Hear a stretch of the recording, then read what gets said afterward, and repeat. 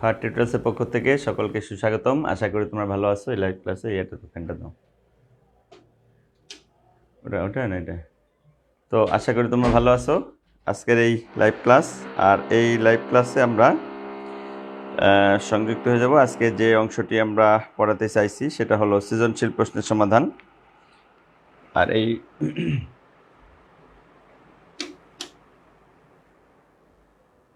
সৃজনশীল প্রশ্নের সমাধান আজকে করা হবে। তোমরা বুঝতেই পারতেছো যে সৃজনশীল প্রশ্নের সমাধান করা হবে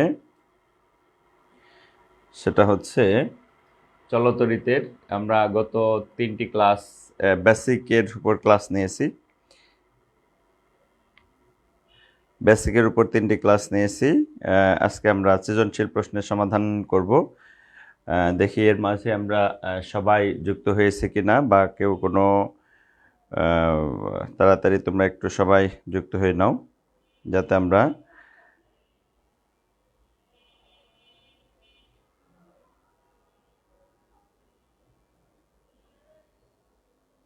সবাইকে একটু মেনশন দিয়ে দাও, যাতে সবাই যুক্ত হয়ে যেতে পারে।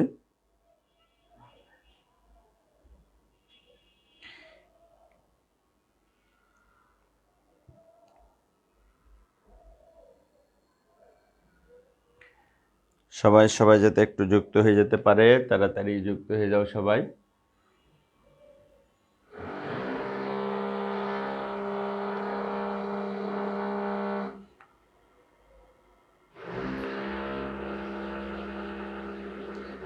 সবাই একটু মেনশন দিয়ে দাও, যাতে আমরা খুব তাড়াতাড়ি যুক্ত হয়ে যেতে পারি। আজকে সৃজনশীল প্রশ্নের সমাধান করানো হবে, এবং সেই সৃজনশীলগুলি খুবই গুরুত্বপূর্ণ কিছু স্কুলের সৃজনশীল, যেটা বোর্ড কোশ্চেন, যে বোর্ড কোশ্চেনগুলো তোমরা হয়তো পারবা। তারপরে আমরা দেখব কি অবস্থা হয়। আর দেখি সবাইকে একটু মেনশন দিয়ে দাও। দ্রুত গতিতে মেনশন দিয়ে দিতে হবে, যাতে আমরা ক্লাস শুরু করে দিতে পারি।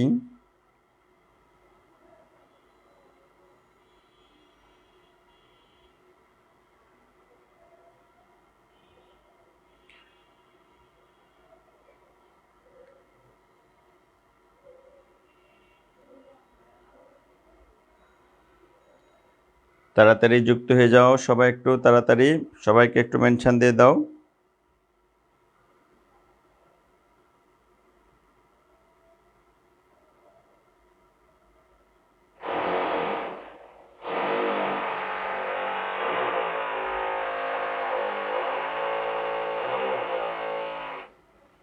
সাউন্ড ঠিক আছে? আমার কথা কি সব শোনা যায়? একটু বলো তো, আমার কথা স্পষ্ট বোঝা যায় কিনা?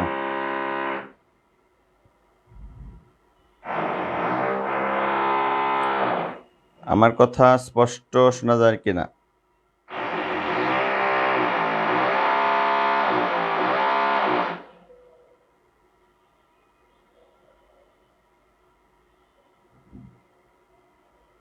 সাউন্ড ঠিক আছে? সব কিছু ওকে?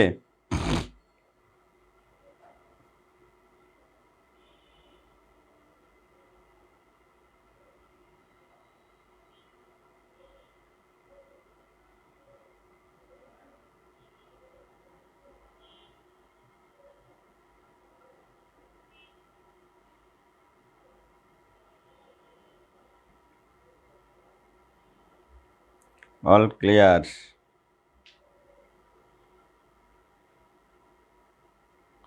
বেসিক ক্লাসগুলি কি সম্পূর্ণ ক্লিয়ার হয়েছে? আমরা যে 3টা ক্লাস করেছি, 3টা ক্লাসের যে বেসিক, সে বেসিক ক্লিয়ার হয়েছে কিনা, মানে টোটাল বিষয় ক্লিয়ার বুঝতে পারছি কিনা?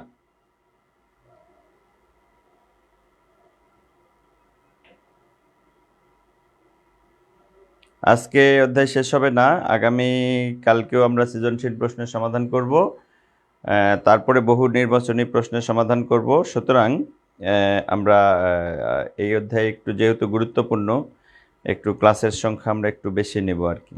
ঠিক আছে? সব ক্লিয়ার হয়েছে তো?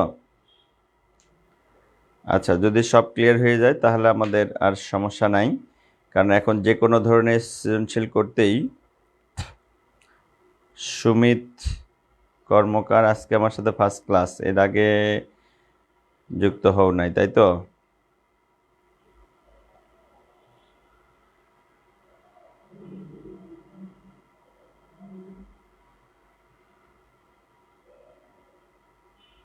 নেট প্রবলেম, রিমা সরকার আইডি, নেট প্রবলেম। আমার এখানে তো মনে হয় নেট প্রবলেম না, এখন তোমার ওখানে হইতে পারে। ব্যাকগ্রাউন্ড সাউন্ড,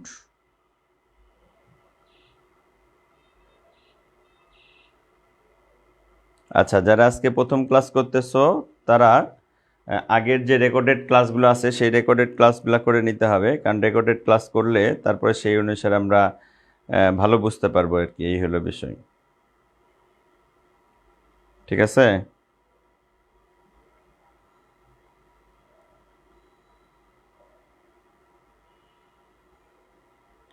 আচ্ছা ঠিক আছে, আমরা শুরু করে দেই। তোমরা খাতা কলম ক্যালকুলেটর সব ঠিক আছে তো কাছে? খাতা কলম ক্যালকুলেটর ঠিক আছে কিনা? খাতা কলম ক্যালকুলেটর ঠিক রাখো, খাতা কলম ক্যালকুলেটর ঠিক রাখো। আমার সাথে সাথে চিত্র আঁকতে হবে।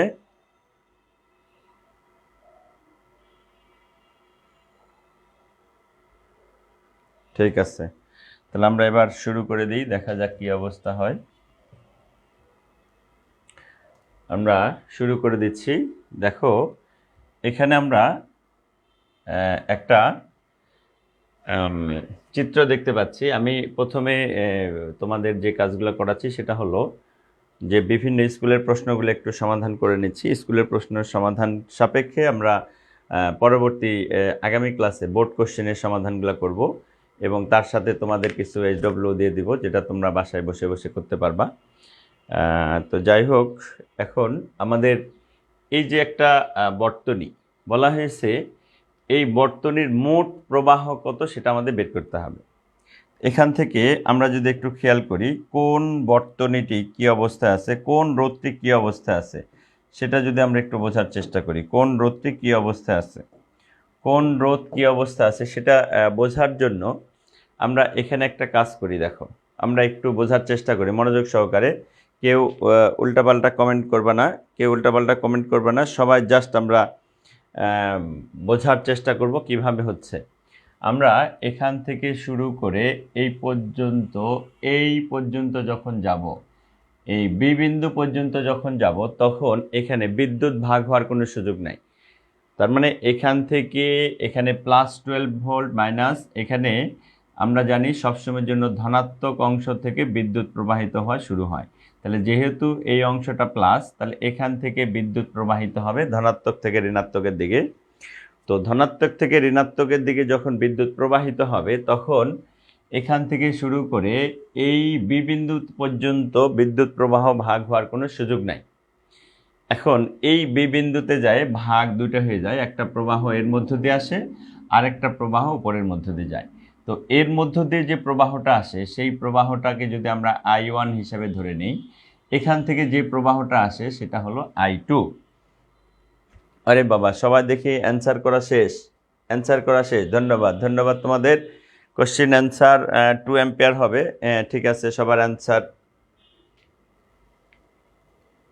আচ্ছা, তো যাই হোক, আমরা এখান থেকে একটু বোঝার চেষ্টা করি, যারা একদমই আমরা বুঝি না তাদের জন্য একটু বলতেছি কি অবস্থা হবে।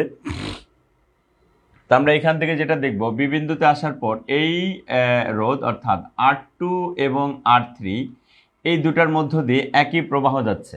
তাহলে R2 এবং R3-র মধ্য দিয়ে যদি একই প্রবাহ যায়, তাহলে R2 এবং R3 অবশ্যই সিরিজে যুক্ত। আমরা সাথে সাথে একটু যদি চিত্রটা অঙ্কন করার চেষ্টা করি তাহলে কি হবে দেখো। চিত্রটা যদি অঙ্কন করার চেষ্টা করি, তার মানে এই রোধটার কোনো চেঞ্জ নাই। এই রোধ R1 এর মান 2 ওহম, এটা ঠিক আছে। তারপরে এখান থেকে শুরু করে এই বিন্দু পর্যন্ত যে রোধটা সেটাও ঠিক আছে, যার মান হলো R4 ইকুয়াল টু হলো 8 ওহম, এই অংশটাও ঠিক আছে। কিন্তু এইখানে 3 আর 5 এই অংশটার তুল্যরোধ কত হয়ে গেছে, এই দুটার তুল্যরোধ হয়ে গেছে, একটা রোধে পরিণত হয়ে গেছে। এই দুটা রোধ একটা রোধে পরিণত হয়েছে, তার মানে এখানে 2 এবং 3। তাহলে এখানে যদি RS ইকুয়াল টু বলি, RS1 ইকুয়াল টু হলো 2 ওহম প্লাস 3 ওহম, তার মানে RS1 ইকুয়াল টু হলো 5 ওহম। তার মানে এই অংশটুকুর মান হয়ে গেছে 5 3 5 3 আর হলো 5, তাই না?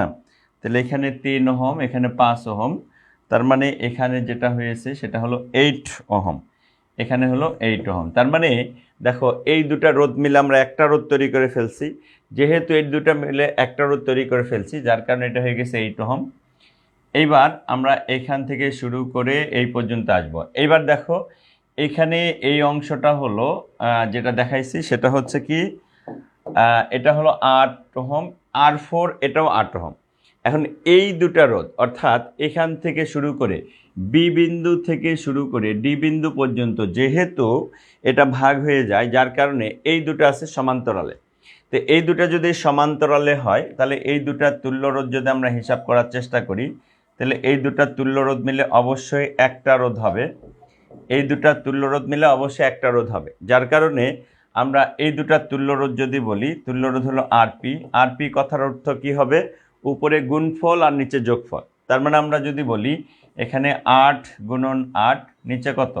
8 যোগ 8, 64 ভাগ 16, তার মানে এখানে 4 16 64। আর আমরা এটাও জানি সমান মানে দুইটা রোধ যখন সমান্তরালে থাকবে তাহলে তুল্য রোধের মান অর্ধেক হয়ে যায়। তার মানে এই অংশটার মান হয়ে গেছে কত? এই অংশটার মান হলো 4 ওহম, তাহলে এখানে হয়ে গেল 4 ওহম। এখানে যেটা ছিল সেটা হলো 2 ওহম। তড়িৎচালক শক্তি আমরা দেখতে পাইতেছি 12 ভোল্ট, এখানেও 12 ভোল্ট, 12 ভোল্ট এখান থেকে প্রবাহ যাচ্ছে। এখন দেখো এই যে দুটা অর্থাৎ 2 ওহম এবং 6 ওহম, এই দুটা অবশ্যই কি অবস্থা আছে? এই দুটো আছে সিরিজে।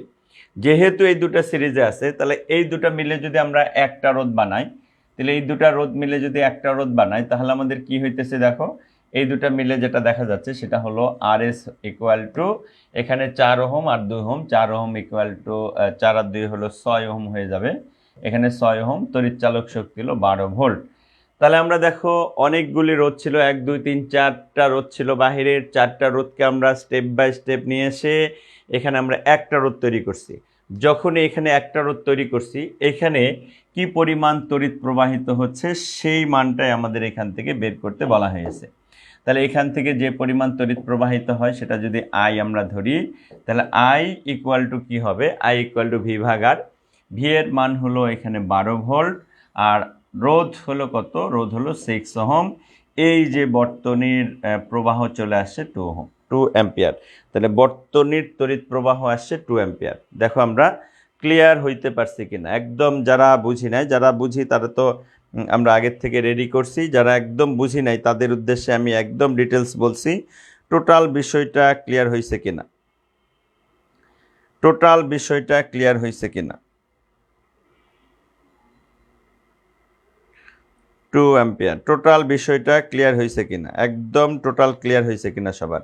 কারণ আমি একদম স্টেপ বাই স্টেপ সব চিত্রগুলো এঁকে এখানে তৈরি করছি, সব চিত্র স্টেপ বাই স্টেপ একদম অঙ্কন করছি, যাতে একদম যারা বোঝে না তাদের জন্য সুবিধা যাতে হয়।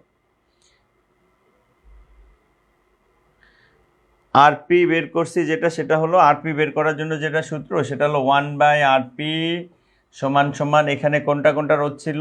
একটা হলো 1/R4 প্লাস 1 ভাগ RS1। এই আমরা এই সূত্র থেকে এখানে চলে আসছে, লসাগু করলে দেখবে এই সূত্রটা চলে আসে। ঠিক আছে?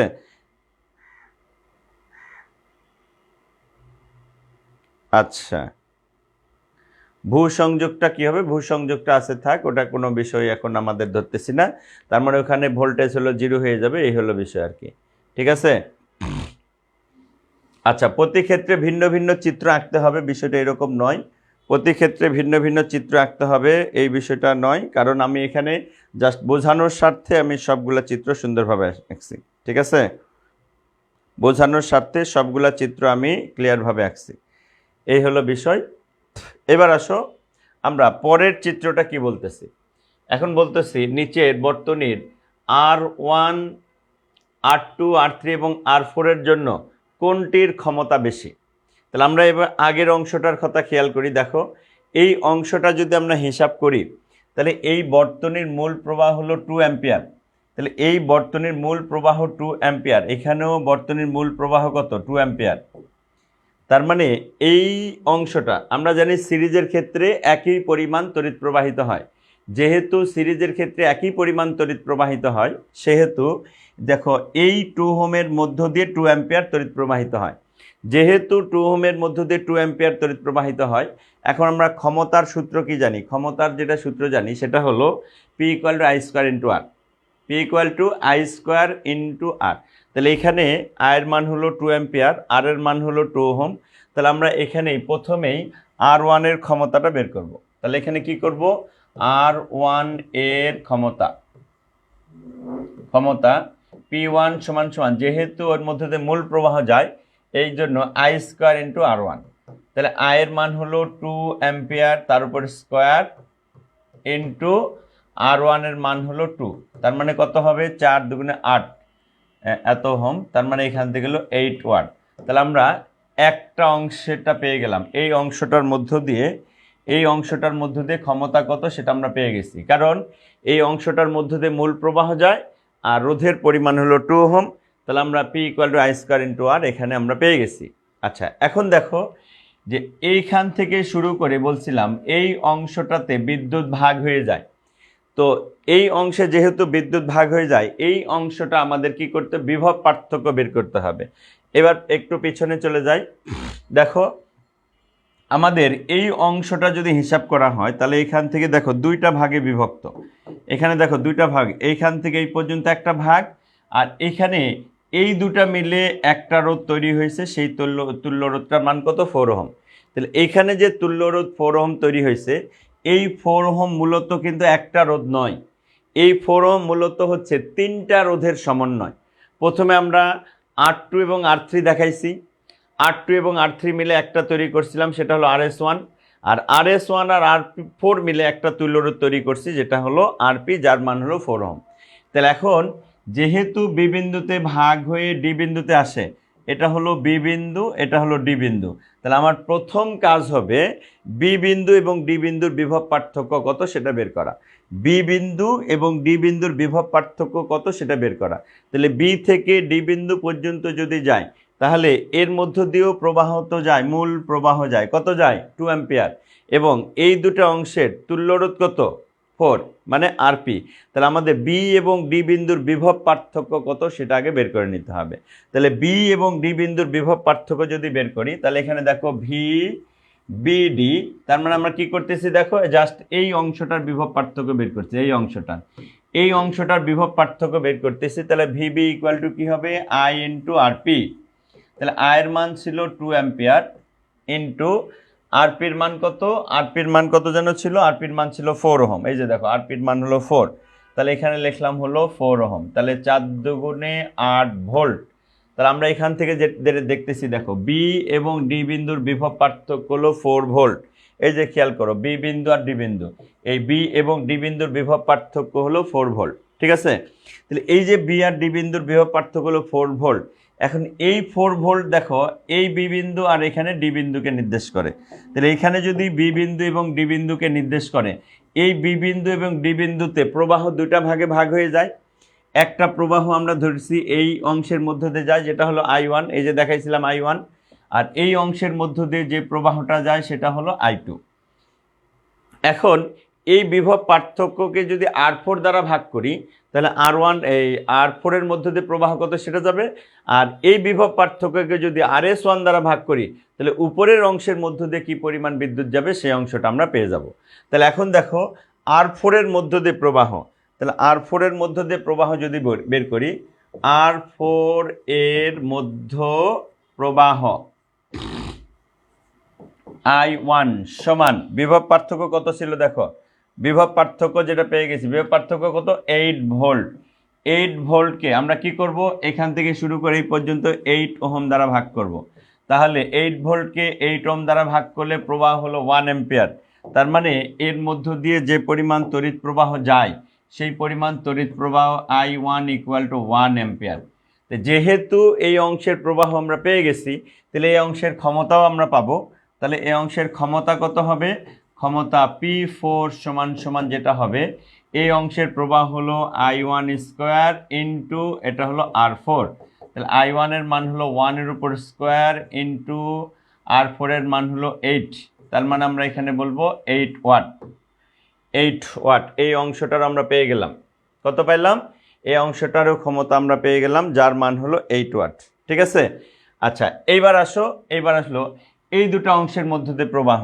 তাহলে এখন দেখো এইখানে যদি একটু খেয়াল করি আমরা, সেটা হলো এই অংশের মধ্য দিয়ে যখন প্রবাহ বের করব তখন কিন্তু RS1 দ্বারা ভাগ করতে হবে, কারণ এই দুটা মিলিত অবস্থায় তুল্য রোধ হলো RS1। তাহলে RS1 যদি আমরা ভাগ করি তাহলে কি হবে? তাহলে RS এর মধ্যে RS অথবা বলতেছি RS এর মধ্যে এখন আবার কি আছে? R2 এবং R3। RS অথবা RS1 অথবা R2 এবং R3 এর প্রবাহ। তাহলে কত হবে? এটাকে যদি I2 বলি তাহলে এখানেও বিভব পার্থক্য 8 ভোল্ট, আর এই দুটার তুল্য রোধ কত ছিল? এই দুটার তুল্য রোধ ছিল 8 ওহম, ইকুয়াল টু হলো 1 অ্যাম্পিয়ার। তার মানে উপরের অংশের মধ্য দিয়ে যে পরিমাণ তড়িৎ প্রবাহিত হবে সেই পরিমাণ তড়িৎ প্রবাহ হলো কত? 1 অ্যাম্পিয়ার। তাহলে এখন R2 এবং R3 এর মধ্য দিয়ে সেম প্রবাহ যায়, কিন্তু দুটা রোধের মান ভিন্ন। তাহলে এখন আমরা দেখব R2 এর ক্ষমতা। তাহলে এখানে যদি বলি R2 এর ক্ষমতা যদি আমরা এখন বলি P2 ইকুয়াল টু কত হবে? P2 equal to I2 square into R2। I2 এর মান কত? I2 এর মান হলো 1 অ্যাম্পিয়ার, 1 এর উপর স্কোয়ার ইন্টু R2 এর মান কত? 3, তার মানে এখানে হলো 3 ওয়াট। এবং R3 এর ক্ষমতা, তাহলে R3 এর ক্ষমতা তাহলে কত হবে? P3 সমান সমান যদি বলি তাহলে এখানে হলো I2 স্কোয়ার ইন্টু কত হবে? R3। তাহলে এখন I2 স্কোয়ার তার মানে 1 এর উপর স্কোয়ার ইন্টু এখানে R3 এর মান কত? R3 এর মান হলো 5, তার মানে এখানে হলো 5 ওয়াট। তাহলে আমরা দেখো চারটি অংশের জন্য আমরা ক্ষমতা পেয়ে গেছি। কি কি পাইলাম? যেমন এখানে R1 এর জন্য ক্ষমতা P1, R4 এর ক্ষমতা হলো P4, তার মানে আমরা এখান থেকে দেখতেছি P1 equal to P4 equal to হলো 8 ওয়াট। আর কি R2 এর জন্য ক্ষমতা পাইতেছি P2 ইকুয়াল টু হলো 3 ওয়াট, আর R3 এর ক্ষমতা হলো P3 যেটা পাইতেছিল 5 ওয়াট। এখন প্রশ্ন বলছে যে নিচের বর্তনীর জন্য R1, R2, R3, R4 মধ্যে কোনটির ক্ষমতা সবচাইতে কম? তাহলে এই সবগুলি বিশ্লেষণ যদি আমরা করি, সবগুলি বিশ্লেষণ করলে যেটা দেখা যাবে সেটা হলো এই যে অংশটার ক্ষমতা হলো সবচেয়ে কম। তার মানে এখানে যে ক্ষমতা সেটা কোনটা? এটা হলো P2 এর ক্ষমতা হলো সবচেয়ে কম, তার মানে R2 এর ক্ষমতা হলো সবচেয়ে কম। দেখো আমরা বুঝতে পারছি কিনা? R2 এর ক্ষমতা হলো সবচেয়ে কম। আমরা আশপাশে বেশি কথাবার্তা বলে ফেলছি মনে হয়। আমরা সবাই একটু পড়ায় মনোযোগ দিই। সবাই পড়ায় মনোযোগ দিতে বলছি, সবাই পড়ার মনোযোগ দিতে বলছি।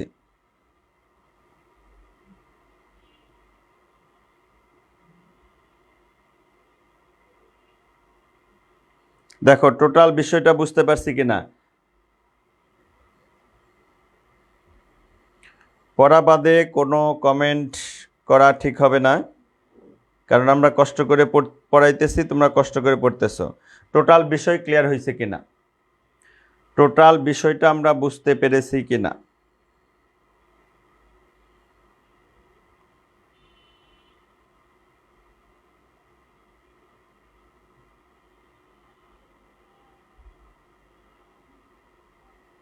টোটাল বিষয় সবার ক্লিয়ার হয়েছে কিনা?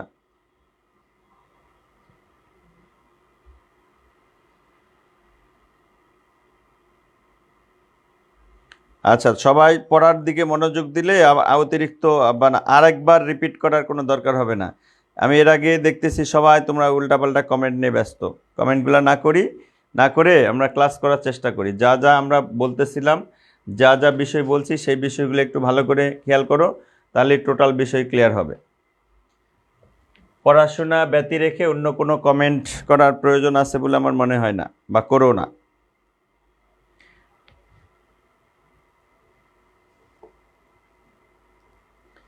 আচ্ছা, এবার আমরা পরের কোশ্চেনে চলে যাব। দেখো এখানে আদমজি ক্যান্টনমেন্টের একটা কোশ্চেন, সেটা আমরা এখানে দেখতেছি। আদমজি ক্যান্টনমেন্ট কোশ্চেন, এখানে R1 আর R4 এর মান হলো 6 ওহম। R1 এবং R4 R1 এবং R4 এর মান হলো 6 ওহম, R1 R4। তাহলে R1 কোনটা? R1 এর মান হলো এখানে হচ্ছে 6 ওহম, 6 ওহম। R4 এর মান এটাও হচ্ছে 6 ওহম, 6 ওহম, 6 ওহম। ঠিক আছে।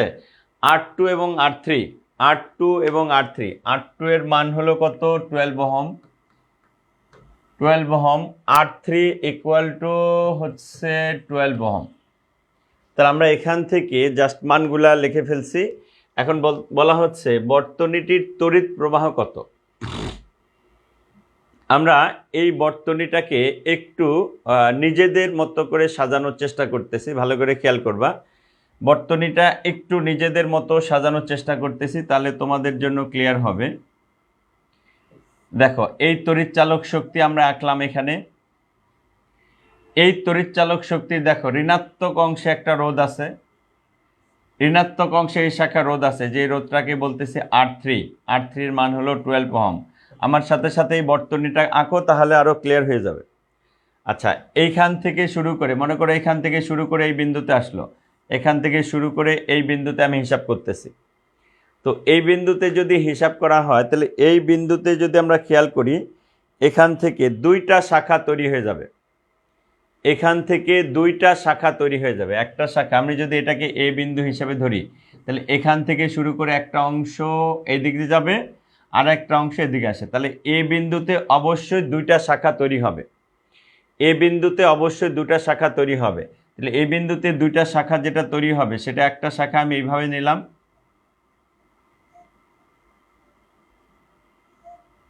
এই দেখো একটা শাখা এই বরাবর অংশ চলে যায়, এই বরাবর একটা অংশ চলে যায়, এই বরাবর একটা অংশ চলে যায়। তাহলে এখান থেকে শুরু করে এই অংশটাকে বলতেছি R1, এর মান হলো 6 ওহম। এরপরে যেটা আছে সেই রোধটা হলো এইটা, যেটা হলো R2 ইকুয়াল টু হলো 12 ওহম। এখন এই অংশটা যেখানে যায় শেষ হয়েছে, ভালো করে খেয়াল করবা কিন্তু। দেখো, আমি যদি এ বিন্দু বলি, তাহলে এ R1 এবং R2 যেখানে শেষ হয়েছে সেই বিন্দুটা হলো এটা। তাহলে এই বিন্দুটাকে যদি আমি বি বিন্দু হিসাবে ধরে নিই, তাহলে এটা হচ্ছে বি বিন্দু। এখন এই দিক থেকে যদি খেয়াল করি, এই পাশে অংশটা গিয়ে এই অংশে যুক্ত হয়েছে, এখান থেকে শুরু করে এই পর্যন্ত অংশ যুক্ত হয়েছে। তাহলে এখান থেকে এই অংশটা যদি বি বিন্দুতে যুক্ত হয়, তাহলে আমি এখান থেকে শুরু করে এই পর্যন্ত অংশ সরাসরি এখানে এসে যুক্ত হব। যে অংশটাকে বলবো আমরা R4, R4 ইকুয়াল টু কত? R4 ইকুয়াল টু হলো 6 ওহম। এবং এই বি বিন্দুটা আবার এর সাথে এই যে পি বিন্দুটা হয়ে একসাথে চলে আসে, এই যে অবস্থা। তার মানে এটাকে যদি আমরা সি বিন্দু হিসাবে ধরি, তাহলে এটা হলো সি বিন্দু। দেখো, এই বর্তনীটাকে আমরা এই অনুসারে অঙ্কন করলাম। তাহলে কি হচ্ছে দেখো, এখানে R1 থেকে R2 পর্যন্ত, R1 R2 এই অংশটা আছে সিরিজে। তাহলে R1 এবং R2 এই দুটো অংশ যদি সিরিজে থাকে, তাহলে এই দুটো অংশের সাথে এই অংশটা আছে সমান্তরালে, তারপর এর সাথে এই অংশটা আছে আবার হলো কিভাবে? সিরিজে। তাহলে আমরা যদি এর পরবর্তী অংশটা অঙ্কন করার চেষ্টা করি, তাহলে দেখা যায় যে এই পয়েন্ট, তাহলে এখান থেকে শুরু করে আমরা যদি দেখি যে এই R1 এবং R2 এই অংশটা হলো RS1, RS1 এর মানে এখানে 6, এখানে 12, 12 আর 6 কত? 18 ওহম।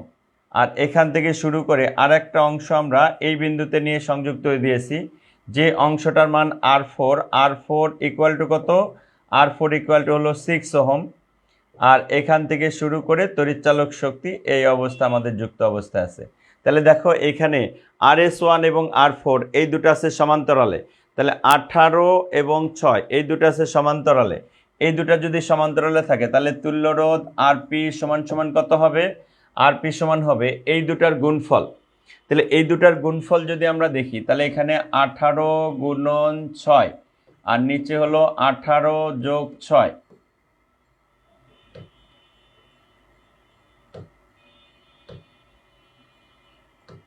18 গুণ 6, ঠিক আছে। তাহলে আমাদের মান কত কত আসে দেখো দেখি। এখানে যেটা আসে সেটা হলো 18 গুণ 6 ভাগ 18 যোগ 6, তাহলে আমরা এখানে 45, তাহলে আরপি ইকুয়াল টু পাবো হলো 45 ওহম। তার মানে এই দুটা তুল্য রোধ হচ্ছে 45, নাকি?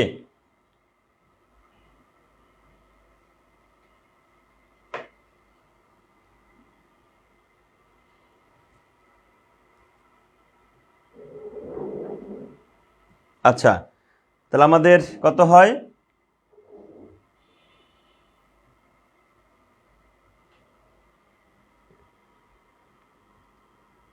আঠারো গুণন 6 ভাগ 18 যোগ 6, 4.5। কত হয়? 4.5, 4.5 ওহম। তাহলে এই যে এই দুটো অংশ পাইলাম 4.5, অ্যান্ড এই 4.5 এর সাথে নিচের রোধটা, এই রোধটা এখানে R3 ইকুয়াল টু কত আছে? 12 ওহম। তাহলে এখন যদি আমরা এখান থেকে হিসাব করি, তাহলে এখন দেখো এই দুটা রোধ যদি আমরা হিসাব করি, ভালো করে খেয়াল করবা যে এই দুটা অংশ যদি হিসাব করি, তাহলে এই দুটা মিলে একটা অংশ হয়ে গেছে আরপি, যার মান হলো 4.5, আর নিচের দিকে একটা রোধ যুক্ত হয়ে গেছে, সেই অংশটা কত?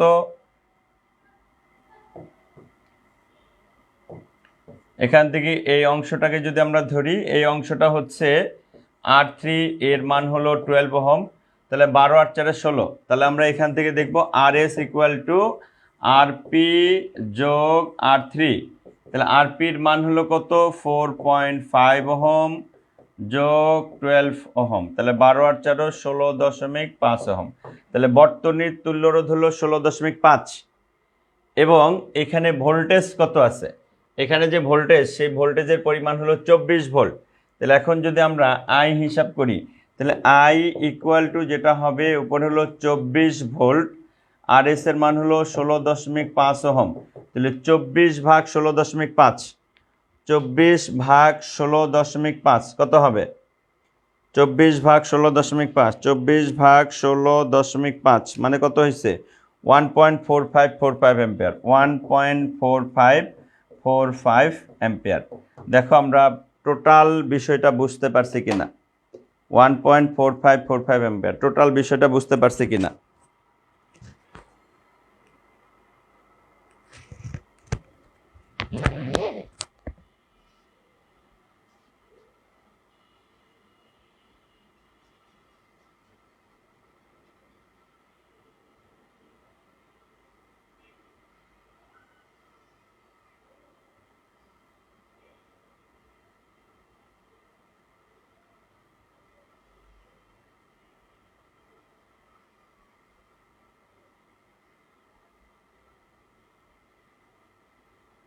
জরুরি না হলে পরে ফোন দেবেন, অনলাইন ক্লাস আছে।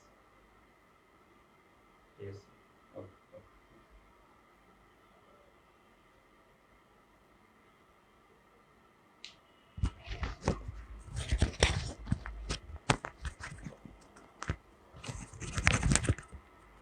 আচ্ছা, দেখো আমরা টোটাল বিষয়টা ক্লিয়ার হয়েছে কিনা?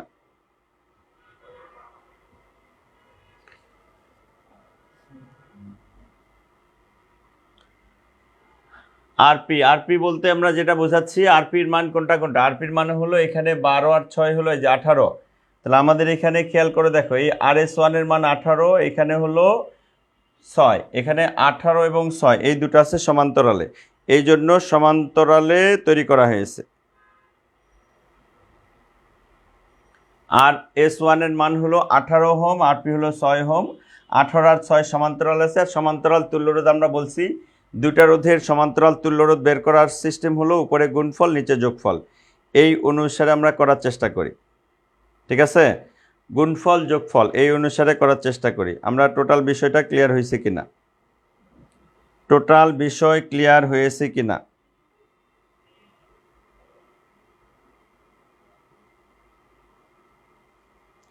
এক নাম্বার বর্তনী থেকে 2 নম্বর বর্তনীতে আমি বোঝালামই যে এখান থেকে হলো এ বিন্দু, আর এটা হলো বি বিন্দু। এখান থেকে দেখো এ থেকে শুরু করে এই পর্যন্ত যেটা আসছে, সেটা হলো এটা R1, এটা হলো R2, R1 R2 সিরিজে আছে। এই যে দেখো R1 R2 সিরিজে রাখছে, এবং এর সাথে আর একটা অংশ এই বরাবর এর সাথে বি এর সাথে যুক্ত। এই যে এর সাথে বি আর একটা যুক্ত, যেটা হলো কত? যেটা হলো 4 ওহম।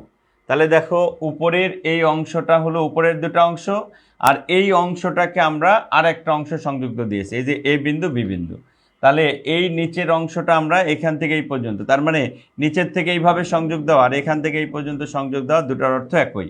যার কারণে উপরে হলো 12 আর 6 18, আর এখানে হলো 6, এই দুটো হয়ে গেছে সমান্তরালে। তারপরে এটা যা হয়েছে তার সাথে নিচের অংশটা হয়ে গেছে সিরিজ। এই হলো বিষয়। আমার মনে হয় আর কোনো কারো সমস্যা থাকার কথা না।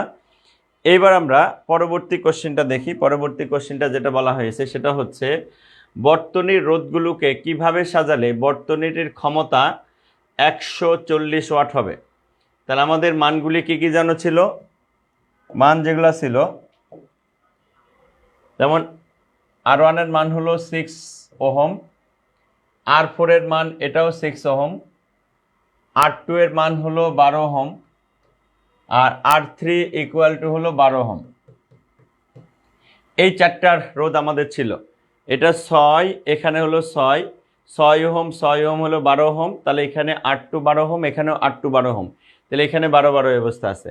এখন আমাদের দেখতে হবে যে রোধগুলোকে কিভাবে সাজালে বর্তনীটির ক্ষমতা 140 ওয়াট হবে।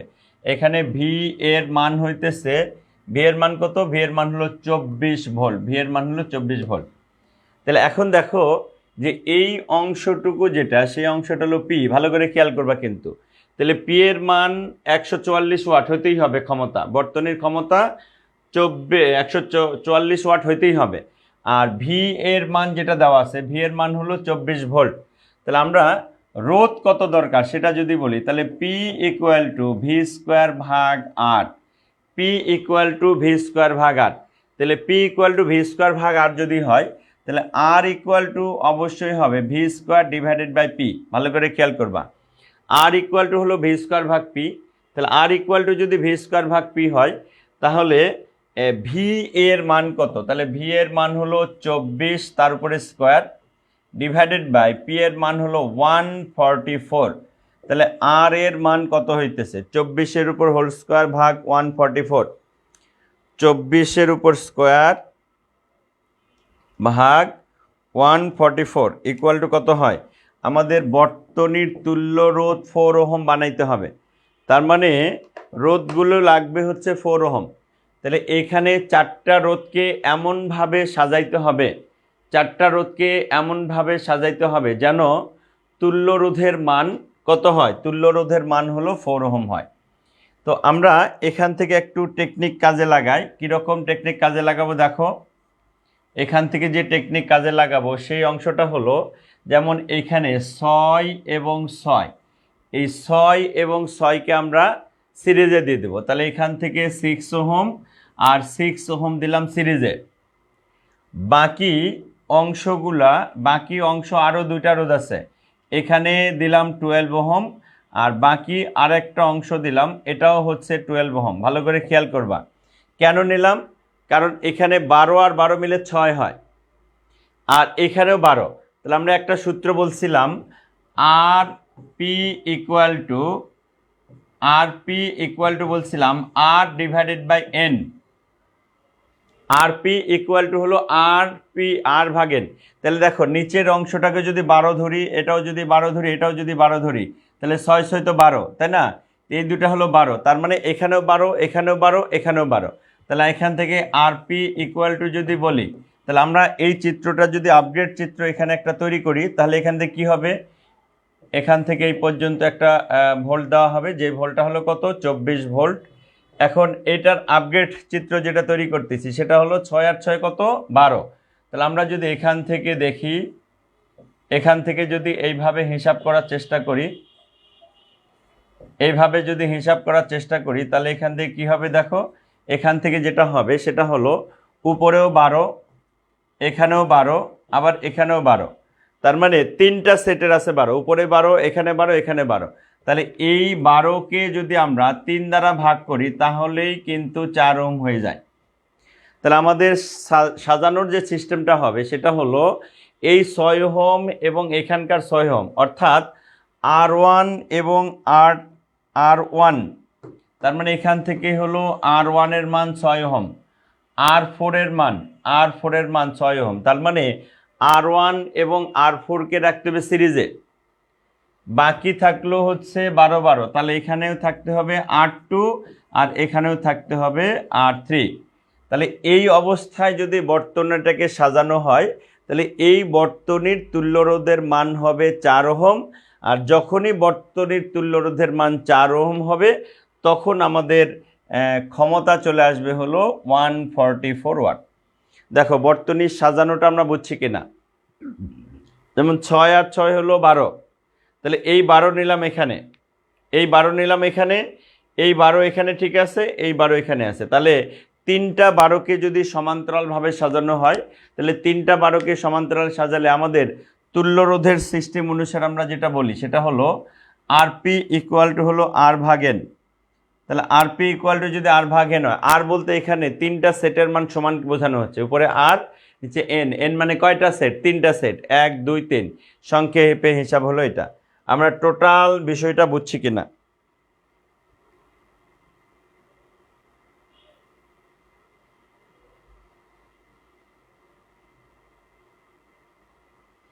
তার মানে R1 এবং R4 থাকবে সিরিজে, তারপরে তার সাথে R2 এবং R3কে আমরা যদি সমান্তরালভাবে সংযুক্ত করে দেই, তাহলে আমরা বর্তনীর তুল্যরোধ যেটা সেটা আমরা পেয়ে যাব। দেখো টোটাল বিষয়টা ক্লিয়ার হয়েছে কিনা, টোটাল বিষয় ক্লিয়ার হয়েছে কিনা, টোটাল বিষয়টা ক্লিয়ার হয়েছে কিনা।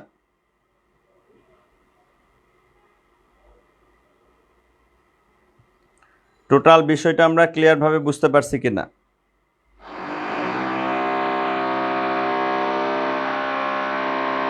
আচ্ছা ঠিক আছে, এইবার পরবর্তী অংশে চলে আসো।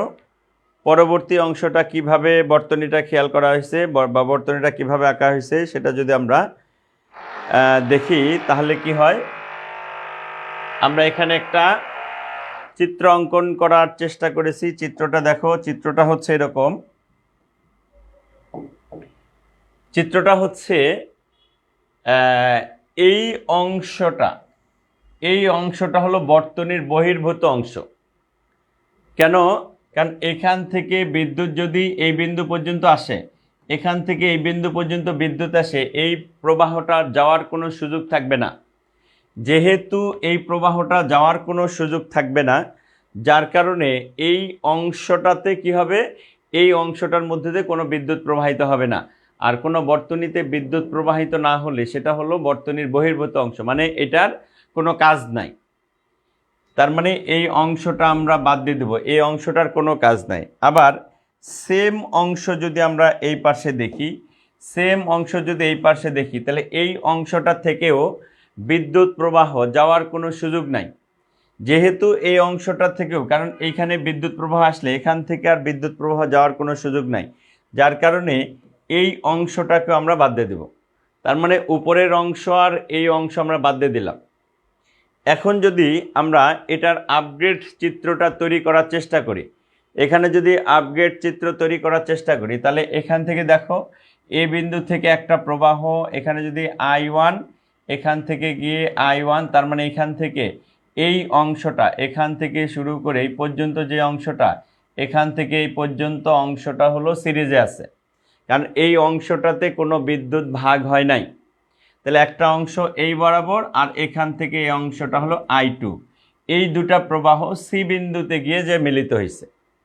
তাহলে আমি যদি এই দুটা মিলে একটা রোধ বানানোর চেষ্টা করি, তাহলে আমি বর্তনীটা আগে আঁকাই, তাহলে তোমাদের জন্য ক্লিয়ার হয়ে যাবে।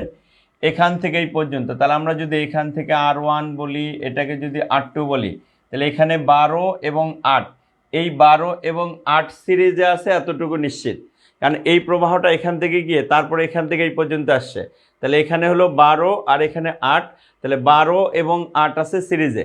তাহলে 12 এবং 8 যদি সিরিজে থাকে, তাহলে আমরা এখান থেকে যেটা অঙ্কন করার চেষ্টা করতেছি সেটা হলো, দেখো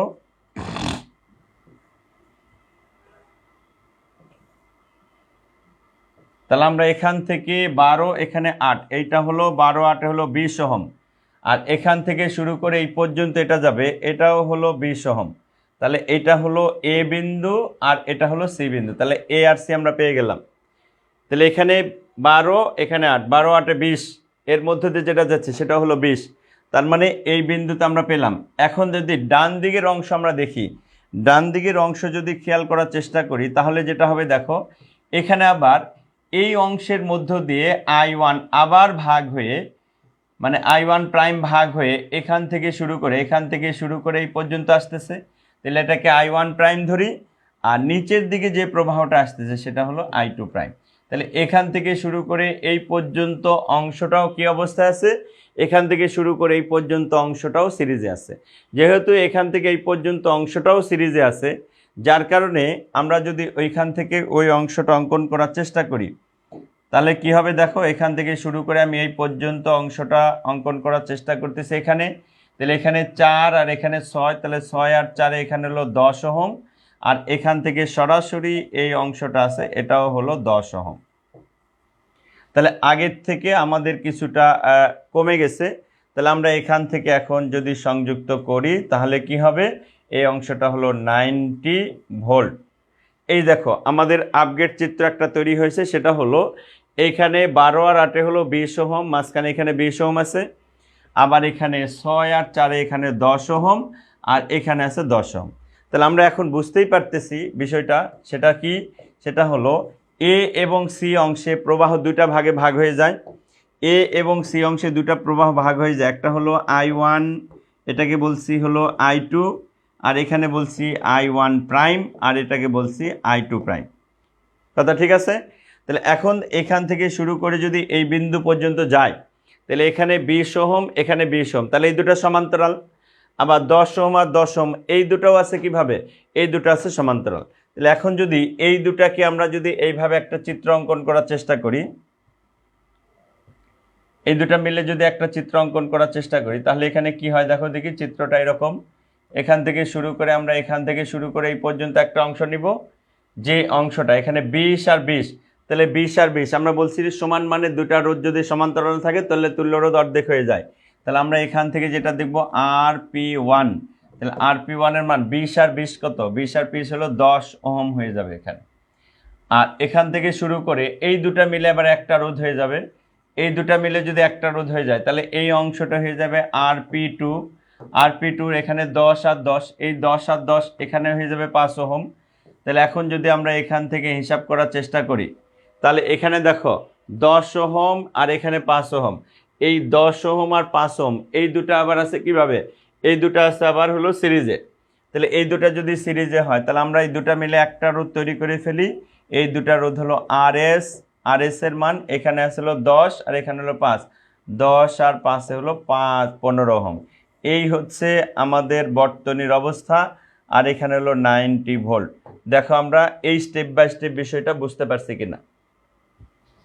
তাহলে আমাদের হিসাবটা কি দাঁড়ালো, সবসময়ের জন্য যত বড়ই বর্তনী হোক না কেন সেই বর্তনীগুলোকে আস্তে আস্তে আমাদের ছোট বর্তনীতে পরিণত করতে হবে।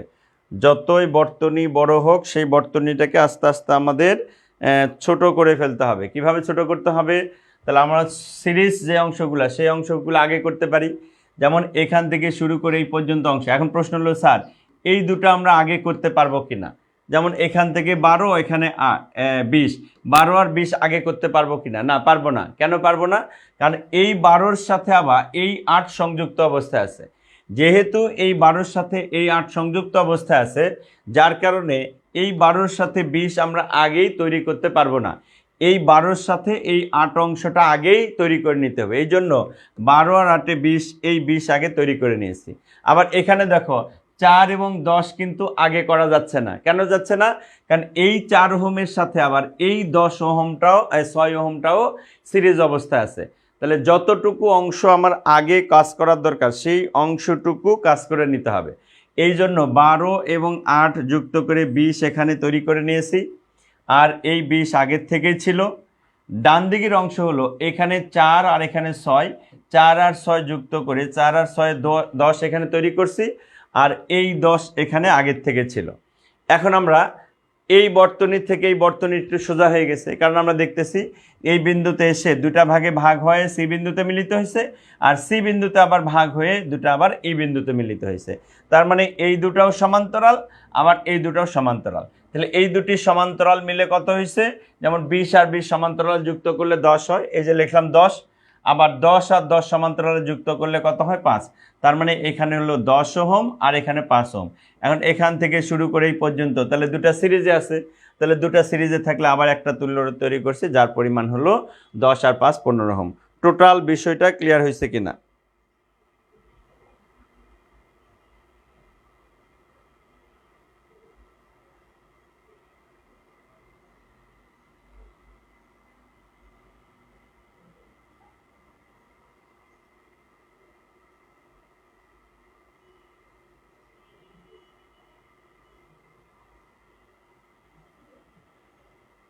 আচ্ছা দেখো টোটাল বিষয় ক্লিয়ার হয়েছে কিনা, টোটাল বিষয় ক্লিয়ার হয়েছে না?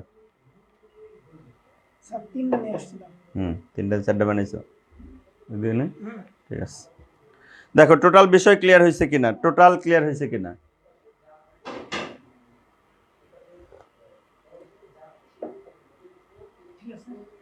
ধন্যবাদ। টোটাল বিষয় ক্লিয়ার হয়েছে কিনা?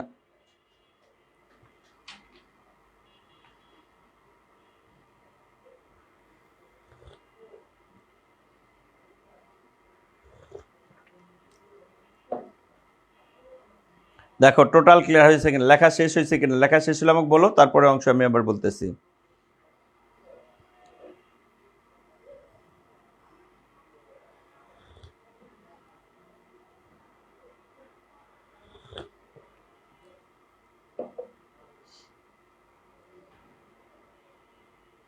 আচ্ছা তুল্যরোধ অর্ধেকের বিষয়টা আমি বলি, অর্ধেকের বিষয়টা অনেকে হয়তো বুঝতেছে না। অনেকে অর্ধেকের বিষয়টা যেমন বলি, এখানে হলো 20 আর 20, তাহলে আমরা যদি এখান থেকে 1/RP1 বলি, তাহলে তুল্যরোধে সমান্তরাল তুল্যরোধের ক্ষেত্রে সূত্র হলো 20 যোগ 1/20।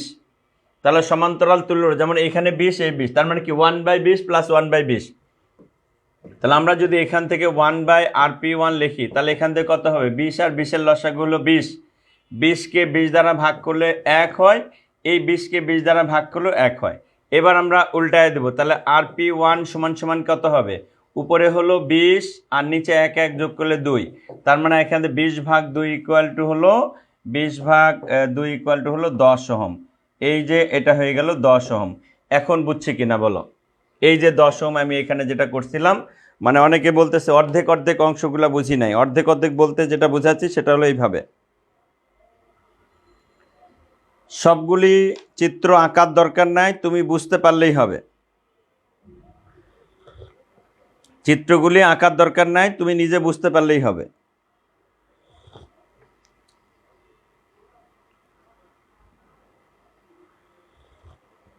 সেম ভাবে আমরা যদি বলি, তাহলে এখানে যেমন 20 আর 20 মিলে কত আসছে? 10 আসছে।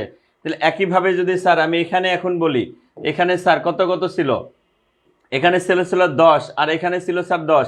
তাহলে এই 10 আর 10 যদি স্যার একইভাবে সমান্তরাল অংশ তৈরি করি, তাহলে 10 আর 10 মিলে স্যার এখানে আসবে 10/2, 10/2 মানে 5 হবে। এই হলো আমাদের অবস্থা। তো যখন দুটো অংশ সমান্তরাল নেওয়া হবে, তাহলে তুল্য রোধের মান আমাদের এইভাবে হিসাব হবে।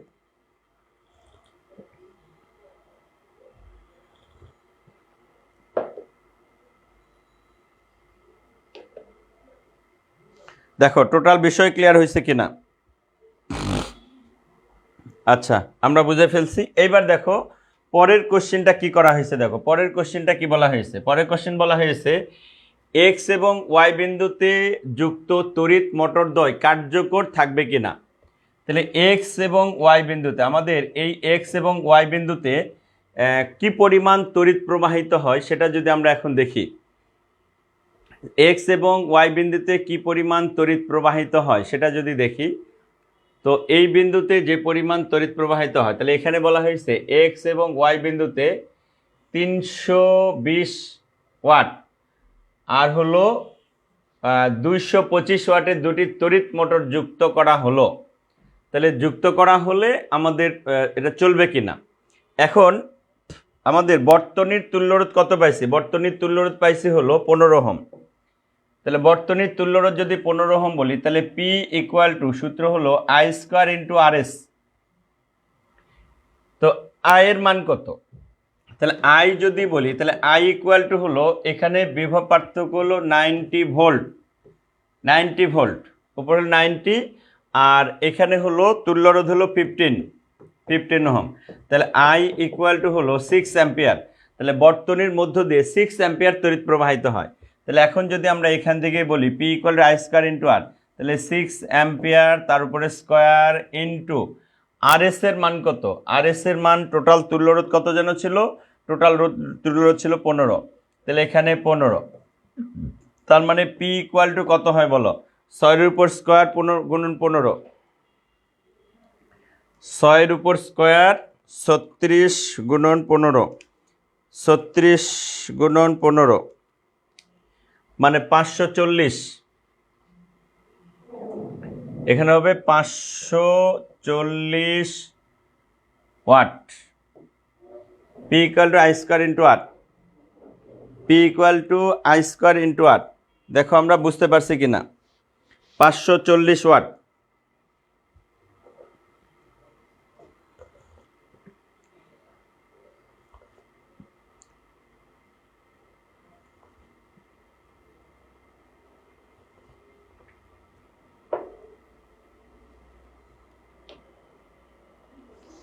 P equal to I square into R, মানে বর্তনীর তড়িৎ ক্ষমতা হলো 40 ওয়াট, 540 ওয়াট। তাহলে এখানে 90 90। দেখো টোটাল বিষয় বুঝছে কিনা।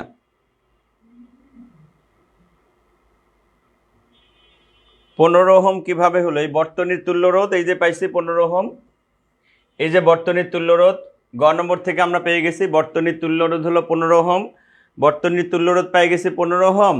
আর বর্তনীর প্রবাহ এই যে 90কে, এই যে বর্তনীর ভোল্টেজ হলো 90, 90কে 15 দ্বারা ভাগ করছি, 90 ভাগ 15 ইকুয়াল টু 6 অ্যাম্পিয়ার। তাহলে P equal to I square into R, তাহলে আই এর মান হলো 6 অ্যাম্পিয়ার, তারপর স্কোয়ার ইন্টু 15, 540 ওয়াট। এখন টোটাল বর্তনীর যেটা ক্ষমতা আমরা দেখতেছি সেই ক্ষমতা হলো 540 ওয়াট। আর এখানে যুক্ত করা হবে 320 আর হলো 225। তো এই দুটার মোট ক্ষমতা যদি আমরা বের করার চেষ্টা করি তাহলে মোট ক্ষমতা কত হয় দেখো, এখানে হলো 320 যোগ 225, তাহলে পি প্রাইম ইকুয়াল টু কত, 3 আর 2 5, 20 আর 25 কত, 45 ওয়াট। তো দুটা যদি আমরা একসাথে যুক্ত করে দিই তাহলে মোট ক্ষমতা হইতেছে কত, মোট ক্ষমতা হলো 545 ওয়াট, আর বর্তনীর ক্ষমতা হলো 540 ওয়াট।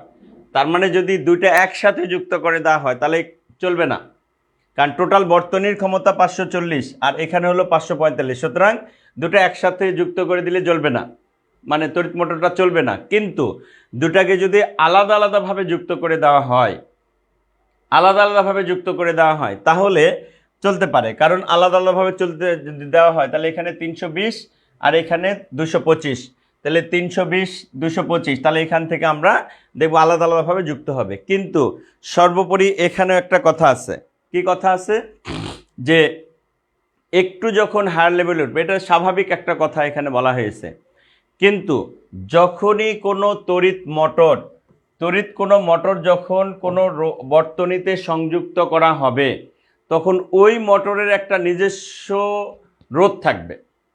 এখন প্রশ্ন হলো স্যার এই মোটরটা তো আমি এখানে যুক্ত যখন করে দিব তখন এই মোটরটার রোধ থাকবে না? এখানে অবশ্য রোধ থাকবে। সেক্ষেত্রে কি হইতো, সেক্ষেত্রে এই অংশটার একটা বিভব পার্থক্য থাকতো। তাহলে বলতো এই মোটরটার 320 ওয়াট হয়তো 220 ভোল্টের সাপেক্ষে এটা চলে, 320 ওয়াট 220 ভোল্টের সাপেক্ষে চলে। আবার এখানেও হলো 225 ওয়াট আর কত, 225 ওয়াট 220 ভোল্টের সাপেক্ষে চলে। এই ভোল্টেজের কথাগুলা যদি আমরা যুক্ত করে দেই তাহলে কিন্তু হিসাবটা একটু আলাদা হয়ে যাবে। যেমন ইন্টারমিডিয়েট সবসময়ের জন্য এই জাতীয় কোশ্চেন যেগুলো থাকে সেগুলা এরকম একটা ভোল্টেজ সংযুক্ত করে দেয়। তো ভোল্টেজ সংযুক্ত করলে কি হয়, ভোল্টেজ সংযুক্ত করলে তখন এটার আলাদা করে রোধ বের করে নিয়ে টোটাল বর্তনীর তুল্য রোধ বের করতে হয়, টোটাল বর্তনীর তুল্য রোধ আবার বের করে প্রবাহ বের করে আলাদা আলাদাভাবে ক্ষমতা বের করতে হয়।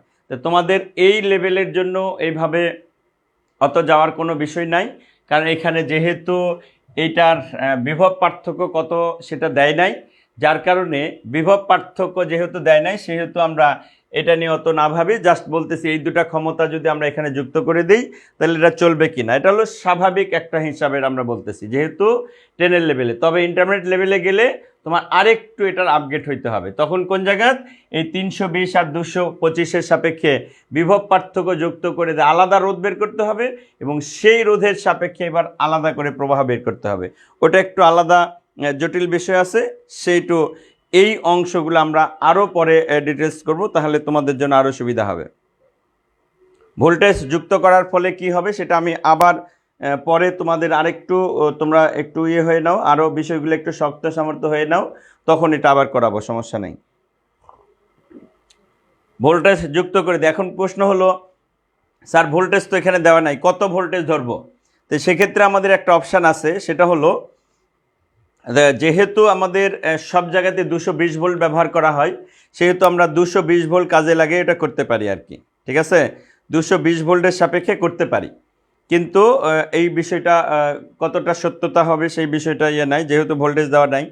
ঠিক আছে, এই অংশগুলার আরও বিশদ বিষয় আছে, সেই বিষয়গুলো আমরা পরে আলোচনা করব। আপাতত স্বাভাবিক বিষয় যেটা, সেই অনুসারে তোমরা এখান থেকে এটা হিসাব করে নাও যে আপাতত এইভাবে চলবে। ঠিক আছে, এতটুকু অংশ বুঝছি কিনা সেটা আগে বলো।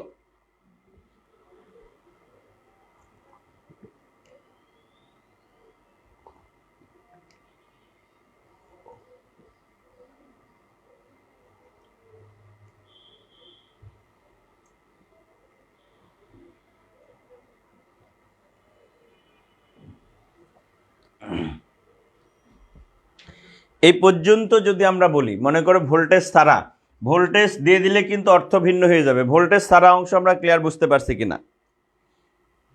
ভোল্টেজ ছাড়া অংশ ক্লিয়ার বুঝতে পারছি কিনা? তবে ভোল্টেজ দিয়ে দিলে এর অর্থ কিন্তু চেঞ্জ হয়ে যাবে। আবার বলতেছি, ভোল্টেজ দিয়ে দিলে অর্থ চেঞ্জ হয়ে যাবে। কথা বুঝছি? আচ্ছা, ঠিক আছে, তাহলে আমরা দেখি পরবর্তী আর কোশ্চেন কি আছে। এবার দেখো, বর্তনী চিত্র 1-এর তুল্যরোধ নির্ণয় করতে হবে। বর্তনী চিত্র 1-এর তুল্যরোধ নির্ণয় করতে হবে, যে এই চিত্রটা তুল্যরোধ কত সেটা আমাদের বের করতে হবে। খেয়াল করো, আগের মতো আমি স্টেপ বাই স্টেপ চিত্রগুলো একটু আঁকানোর চেষ্টা করতেছি। স্টেপ বাই স্টেপ যদি আঁকি, তাহলে এটার তুল্যরোধ হচ্ছে এই অংশটা, ঠিক আছে, যেটা হলো 10 ওহম। 10 ওহম। এখন দেখো, এই 2 এবং এই 6, তাহলে এই 2 আর 6 তো সমান্তরাল আছে, বোঝাই যাচ্ছে। তাহলে যেহেতু এই 2 এবং 6 সমান্তরাল আছে, 2 আর 6 সমান্তরাল তুল্যরোধ আমরা করে নিই। 2 আর 6 সমান্তরাল তুল্যরোধ বের করার সিস্টেম কি বলছি? গুণফল যোগফল, তাই না? তাহলে 2 গুণন 6 থাকবে উপরে, আর 2 যোগ 6 থাকবে নিচে। তাহলে আরপি ইকুয়াল টু হলো 6 দুগুণে 12, 8, কত? 1.5 নাকি? 1.5 তো 1.5। তাহলে এই অংশটা হয়ে গেল এখানে তুল্যরোধ, যার মান হলো RP1। RP1 ইকুয়াল টু হয়ে গেল কত? 1.5। তাহলে এই দুটো অংশ তৈরি করলাম। এখন দেখো, এখান থেকে শুরু করে এই পর্যন্ত অংশটা ঠিক আছে, যার পরিমাণ এখানে হলো 5 ওহম। তাহলে এখান থেকে এই পর্যন্ত 5 ওহম ঠিক আছে, কিন্তু এখান থেকে শুরু করে এই পর্যন্ত, এই যে এখান থেকে শুরু করে এই পর্যন্ত অংশটা, এই অংশটার মধ্যে দুইটা রোধ আছে। কি আছে? এখানে আছে 7 আর এখানে আছে 3। তাহলে এখানে 7 আর 3, 7 আর 3 হলো 10। তার মানে এই অংশটার তুল্য রোধ হয়ে গেল কত? এই 7 আর 3-এর তুল্য রোধ হলো 10 ওহম। আমরা এখান থেকে শুরু করে এই পর্যন্ত নিয়ে আসলাম। দেখো আমরা টোটাল বিষয় বুঝছি কিনা। তাহলে এখানে 10 ওহম, এখানে 2 আর 6-এর তুল্যরোধ হলো RP1। RP1-এর মান হলো 1.5 ওহম। আর এখানে 7 আর 3 হলো 10, এখানে লিখছি 10 ওহম। তার মানে এই 10-এর সাথে 5 এখন সমান্তরালে হবে। অ্যান্ড পরের অংশটা যদি আমরা এখন দেখি, তাহলে কি হবে? পরের অংশটা যদি দেখি, তাহলে এই দুটা তুল্যরোধ বের করার চেষ্টা করতেছি। তাহলে RP2 সমান সমান কি হবে? এখানে হলো 5 আর 10, তাহলে এখানে লিখবো 5 গুণন 10, আর নিচে কত হবে? 5 যোগ 10। তাহলে এখানে RP2 সমান সমান যেটা হবে, উপরে হলো 5 10 50, ভাগ কত? 10 আর 5 হলো 15। তার মানে এটা হলো 3.333 এত ওহম।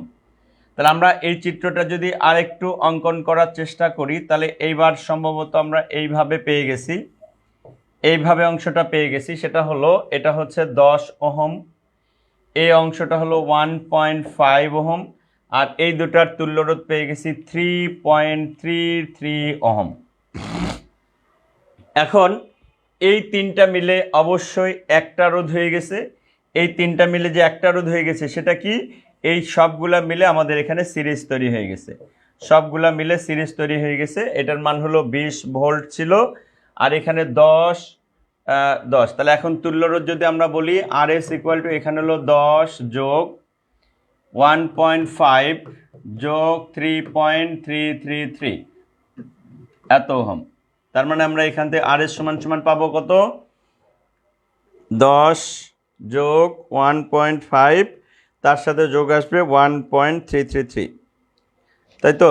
তাহলে 12 দশমিক কত, 12.8333 এরকম ওহম আসবে। দেখো আমরা টোটাল বিষয় বুঝছি কিনা।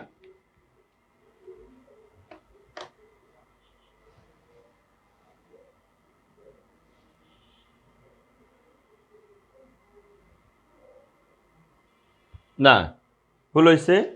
কত কত যেন ছিল, 10 যোগ 1.5 যোগ 3.333, 14.833, 14.833, 14.833, তাই না? 14.833, দেখো ঠিক আছে কিনা। 14 দশমিক 133, 14.833,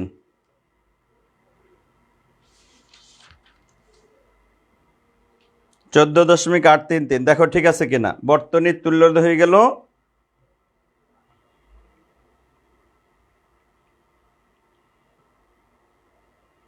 দেখো 14.833, টোটাল ক্লিয়ার হয়েছে? হয়েছে?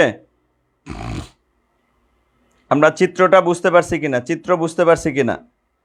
চিত্রটা বুঝতে পারলেই কিন্তু ক্লিয়ার হবে। চিত্রটা বুঝতে পারলে তাহলে এই দুটো সমান্তরাল, এই দুটো সিরিজ, তাহলে সমান্তরাল অংশ এখানে লিখে নিয়েছি, এই দুটো সিরিজ এখানে লিখে নিয়েছি, এই দুটো সমান্তরাল আবার এখানে তৈরি করছি, তৈরি করে তারপরে সিরিয়াল বাই আমরা নিয়ে চলে আসছি। ঠিক আছে? আচ্ছা, এবার পরের কোশ্চেন বলতেছে চিত্র 1 এবং চিত্র 2 এর ক্ষমতা তুলনা করো। তাহলে আমরা এখানে দেখো এই প্রথমটা আমরা বের করতেই পারি, এই অংশটা আমরা বের করতে পারি। তাহলে আর এস এর মান হলো 14.833, আর এই অংশটার মান কত, এখানে মান হলো 20 ভোল্ট। তাহলে আমরা ইচ্ছা করে P = v²/r এই সূত্র দিয়ে করে ফেলতে পারি, কারণ অভ্যন্তরীণ রোধের কোনো বিষয় নাই, সমস্ত বিষয় এখানে আছে। তাহলে আমরা এখান থেকে P = v²/r, তাহলে প্রথম বর্তনীর ক্ষেত্রে আমরা যদি বলি প্রথম বর্তনীর ক্ষমতা আমরা ওই সাপেক্ষে গ নম্বর সাপেক্ষে বের করতে পারি। P = v²/rs, ভি এর মান হলো 20, তারপরে স্কোয়ার, আর এখানে 14.833 ওয়াট ইকুয়াল টু কত হয়, একটু মানটা বের করে ফেলি, কত হয়, 20 এর উপর স্কোয়ার ভাগ কত হবে, 14.833, কত হয়েছে, 26.966 নাকি, 26.966 এত ওয়াট। একটার ক্ষমতা আমরা পেয়ে গেছি 26.966, একটার ক্ষমতা আমরা পেয়ে গেছি। দেখো 26.966 একটার ক্ষমতা আমরা পেয়ে গেছি অলরেডি। ঠিক আছে, 26.966 মানে 9/7, একটা পেয়ে গেলাম। এবার দ্বিতীয় অংশটার কথা যদি ভেবে দ্বিতীয় বর্তনীর ক্ষেত্রে যদি আসি, তাহলে দ্বিতীয় বর্তনীর আমরা আগের মতো একটু হিসাব করার চেষ্টা করি। দেখো একটু আঁকার চেষ্টা করি দ্বিতীয় বর্তনীটা কি, এখান থেকে শুরু করে এই পর্যন্ত অংশ ঠিক আছে, এই পর্যন্ত অংশ ঠিক আছে, এই দুটার ক্ষেত্রে কোনো চেঞ্জ নাই। আবার এখান থেকে শুরু করে এই পর্যন্ত অংশ চেঞ্জ নাই। আমরা এখান থেকে শুরু করে এই পর্যন্ত অংশ দেখলাম, এটারও কোনো চেঞ্জ নাই। তাহলে এতটুকু অংশ কিছু কাজ করা যাচ্ছে না। শুধু কি এখানে আছে 4 আর এখানে আছে 5, এখান থেকে শুরু করে এই পর্যন্ত অংশটা আছে সিরিজ। যেহেতু এখান থেকে শুরু করে এই পর্যন্ত অংশটা সিরিজ আছে, যার কারণে এখানে 4 আর এখানে 6, তাহলে 6 আর 4 10 ওহম। তাহলে এই অংশটা আমরা তৈরি করতে পারতেছি, যার পরিমাণ হলো এটা 10 ওহম, এখানে হলো 6 ওহম, আর এখানে হলো 3 ওহম, আর এখানে 20 ভোল্ট। দেখো আমরা তারপরের চিত্রটা বুঝছি কিনা, এখান থেকে শুরু করে এই পর্যন্ত অংশটা বুঝলাম কিনা। কিভাবে বুঝলাম, এখানে 4 এর এখানে 6, 6 আর 4 অবশ্যই 10,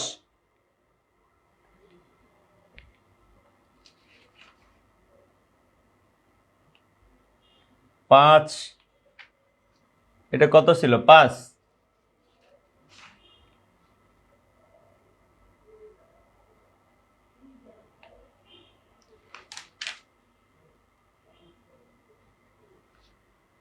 এটা তো 5 ছিল, ও 5, এটা এখানে 5 আর 4 9, দাঁড়াও, এখানে যেটা ছিল 6 মনে করছিলাম, 5 আর 4 এখানে হলো 9, এখানে হলো 9 ওহম, 5 এবং 4, 5 আর 4 হলো 9, 9, ঠিক আছে, 5 আর 4 9, তাহলে এখানে হলো 9 6 আর 3, তাহলে দেখো 9 6 আর 3 এই তিনটা সমান্তরালে আছে, 9 6 আর 3 সমান্তরাল আছে, আর এখানে হলো 1 ওহম আর এখানে 2 ওহম, এটা যে অবস্থা আছে সেই অবস্থায়। তাহলে এখন এই তিনটা তুল্যরোধ যদি বের করার চেষ্টা করি, তাহলে 1/RP সমান সমান কি হবে, 1/3 প্লাস 1/6 প্লাস কত 1/9, তাহলে এই অংশটার তুল্যরোধ আমরা বের করব। তাহলে আরপি সমান সমান কত হবে, 3 6 9, লসাগু কত, 3 6 9, লসাগু 18, তাহলে 18কে 3 দ্বারা ভাগ করলে 3 6 18, 18কে 6 দ্বারা ভাগ করলে হলো 3, 18কে 9 দ্বারা ভাগ করলে 2, তাহলে আমরা এখান থেকে আরপি ইকুয়াল টু যেটা পাবো সেটা হলো উপরে হচ্ছে 18, 6 আর 3 9 11, তাহলে 18/11 কত হয়, 18/11, তাহলে উপরে 18/11, তার মানে কত 1.6363, 1.63 হলো 63। তাহলে আমরা যদি এইখানে চিত্রটা অঙ্কন করার চেষ্টা করি আরেকবার,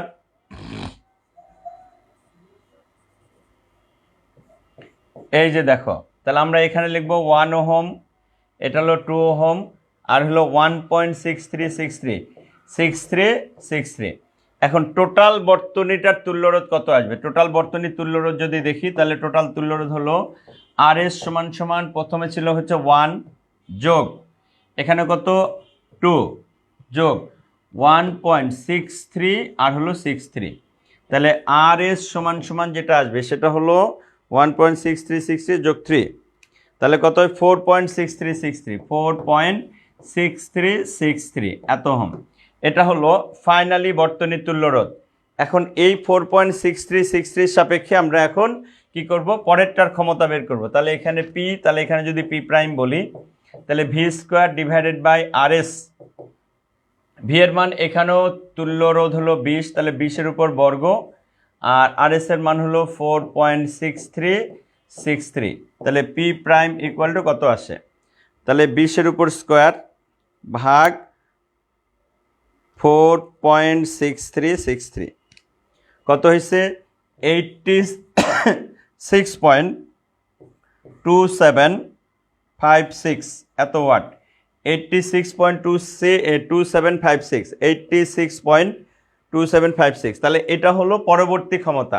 তাহলে অবশ্যই বোঝা যাইতেছে পি প্রাইম ইজ পি, তার মানে পরের রোধের বা পরের তুল্য রোধের ক্ষমতা আগের তুল্য রোধের যে ক্ষমতা, অর্থাৎ দ্বিতীয় বর্তনীর ক্ষমতা প্রথম বর্তনীর ক্ষমতা অপেক্ষা বেশি। যেহেতু দ্বিতীয় বর্তনীর ক্ষমতা প্রথম বর্তনীর ক্ষমতা অপেক্ষা বেশি, তাহলে আমরা এখান থেকে যদি বলি কত গুণ বেশি, তাহলে আমরা এখান থেকে যদি দেখাই যে তাহলে কত হয়, দেখো আমরা যদি এখানে পি প্রাইমকে পি দ্বারা ভাগ করি, তাহলে পি প্রাইমের মান কত, পি প্রাইমের মান হলো 86.2756, তাকে আমরা ভাগ করব কত দিয়ে, তাকে যেটা ভাগ করব সেটা হলো 26.966, তাহলে এখানে পি প্রাইম ভাগ পি যদি বলি, তাহলে এখানে কত হবে 86, তো ভাগ করব কত দিয়ে 26.966, তাই না, তাহলে 3.199 মানে 3.2, তার মানে মোটামুটি প্রায় আমরা 3.2 ধরতে পারি, 3.2 ধরতে পারি। তাহলে পরবর্তী ক্ষমতা আগের ক্ষমতা 3.2 গুণ বেশি, 3.2 গুণ বেশি। দেখো আমরা বুঝতে পারছি কিনা, দ্বিতীয় বর্তনীর ক্ষমতা প্রথম বর্তনী অপেক্ষা 3.2 গুণ, তার মানে 3.199 মানে 3.2। দেখো আমরা ক্লিয়ার বুঝতে পারছি কিনা, কারো কোনো অংশে সমস্যা আছে কিনা?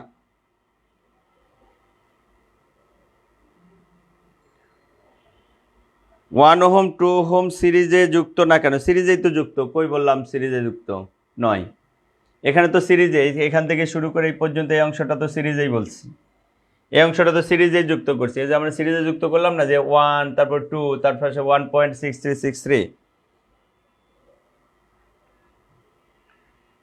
ক্ষমতার তুলনা করতে বলা হয়েছে। যখনই তুলনা করা হবে, তুলনা মানে অবশ্যই একটাকে আরেকটা দ্বারা ভাগ করতে হবে। তুলনা করা মানেই হলো একটাকে আরেকটা দ্বারা ভাগ করতে হবে। টোটাল বিষয় ক্লিয়ার হয়েছে কিনা, টোটাল বিষয়টা আমরা ক্লিয়ারভাবে বুঝতে পারছি কিনা। বিয়োগ করলে হবে না, বিয়োগ করলে হবে না, কারণটা হচ্ছে তুলনা মানে একটাকে আরেকটা দ্বারা ভাগ, তুলনা মানে একটাকে আরেকটা দ্বারা অবশ্যই ভাগ করতে হবে। দেখো টোটাল বিষয় ক্লিয়ার হয়েছে কিনা, টোটাল বিষয় ক্লিয়ার হয়েছে কিনা।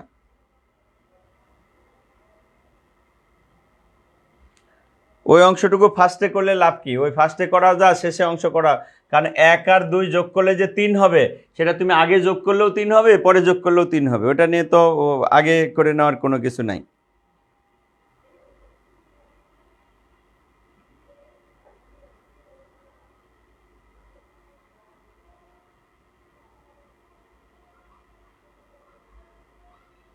আর্থ কানেকশনের কাজ না, এখানে আর্থ কানেকশন মানে এখান থেকে ইলেকট্রনগুলো এসে ভূমির মধ্যে চলে যায়, যার কারণে এই অংশটার কোনো আর কাজ নাই।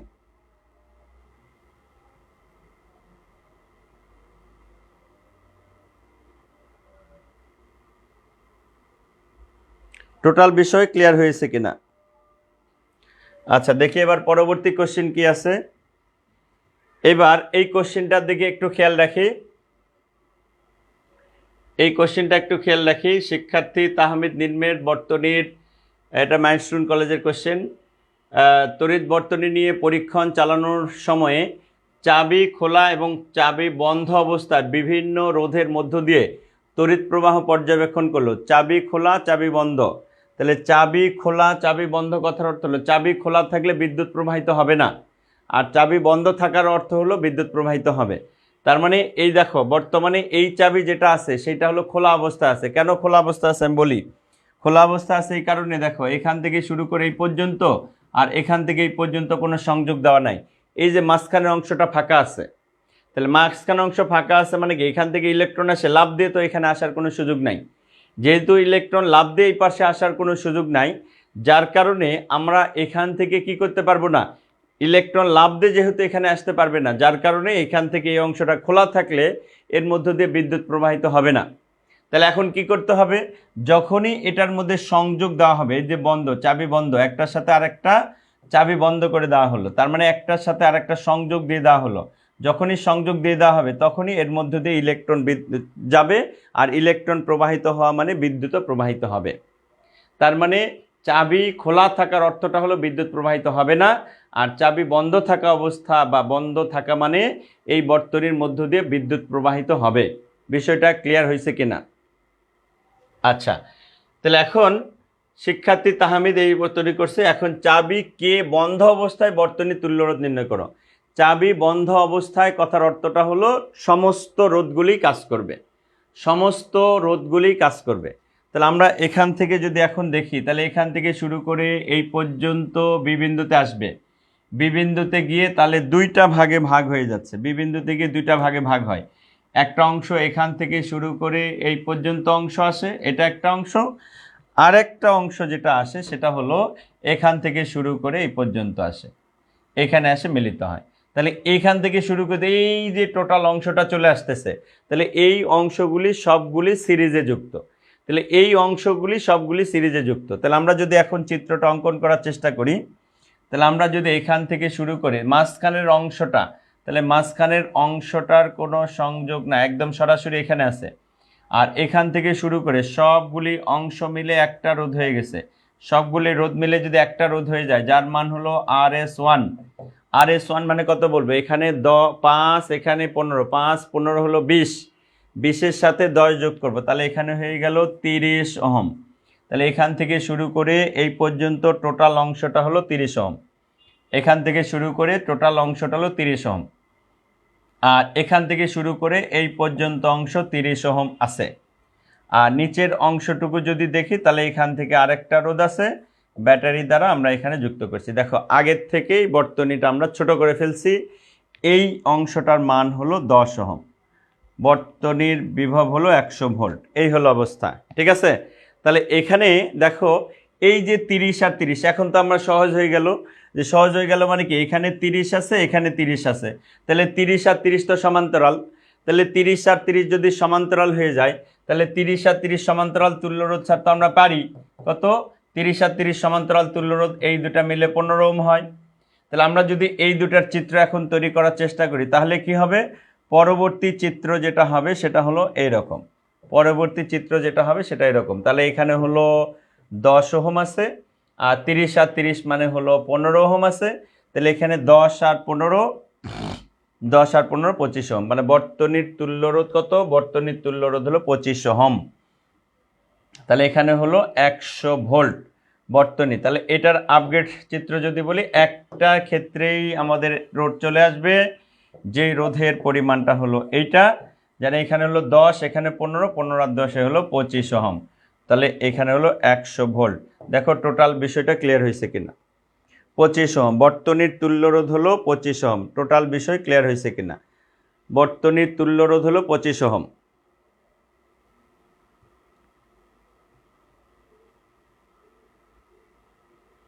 দেখো টোটাল বিষয়গুলা বুঝছি কিনা। 3 নম্বর কোশ্চেন, সবসময় তুল্যরোধ বা প্রবাহ, এই জাতীয় কোশ্চেনই সবসময়ের জন্য থাকে, তুল্যরোধ অথবা প্রবাহ, তুল্যরোধ কত প্রবাহ কত, এই জাতীয় কোশ্চেনই সবসময়ের জন্য থাকে, তুল্যরোধ কত প্রবাহ কত। টোটাল বিষয় ক্লিয়ার হয়েছে কিনা, তুল্যরোধ কত প্রবাহ কত, ঠিক আছে। আচ্ছা, এখন যেটা বলা হয়েছে সেটা হচ্ছে, তার মানে এই ক্ষেত্রে আমরা যদি দেখি, এই যে অ্যামিটার পার্ট, এই যে অ্যামিটার, এ মানে হলো অ্যামিটার, অ্যামিটারকে সবসময়ের জন্য বর্তনীতে শ্রেণীতে সংযোগ দেওয়া হয়। তার মানে ওই অংশের মধ্য দিয়ে কতটুকু বিদ্যুৎ যাচ্ছে সেই মানটা আমরা ওখান থেকে নির্ণয় করি। তাহলে অ্যামিটারকে সবসময়ের জন্য বর্তনীতে সিরিজে সংযুক্ত করা হয়, অ্যামিটারকে বর্তনীতে সবসময়ের জন্য সিরিজে যুক্ত করতে হয়। তাহলে এখান থেকে যখন আমরা সিরিজে যুক্ত করব, তাহলে সিরিজে যুক্ত করার সাথে সাথে দেখা যাবে এই অংশটার বিদ্যুৎ প্রবাহের যে মান, সেই মানটা হলো আমরা হিসাব করতে পারবো। তাহলে চাবি বন্ধ অবস্থায় এর মধ্যে যদি তড়িৎ প্রবাহ বের করি, পরের কোশ্চেনই আমাদের এটা আছে, দেখো যে বর্তনীর চাবি বন্ধ আর খোলা অবস্থায়, তাহলে আমরা গ নম্বরে এতক্ষণ পর্যন্ত যেটা করছি, গ নম্বরে যেটা করছি সেটা তো বন্ধ অবস্থায় তৈরি করছি।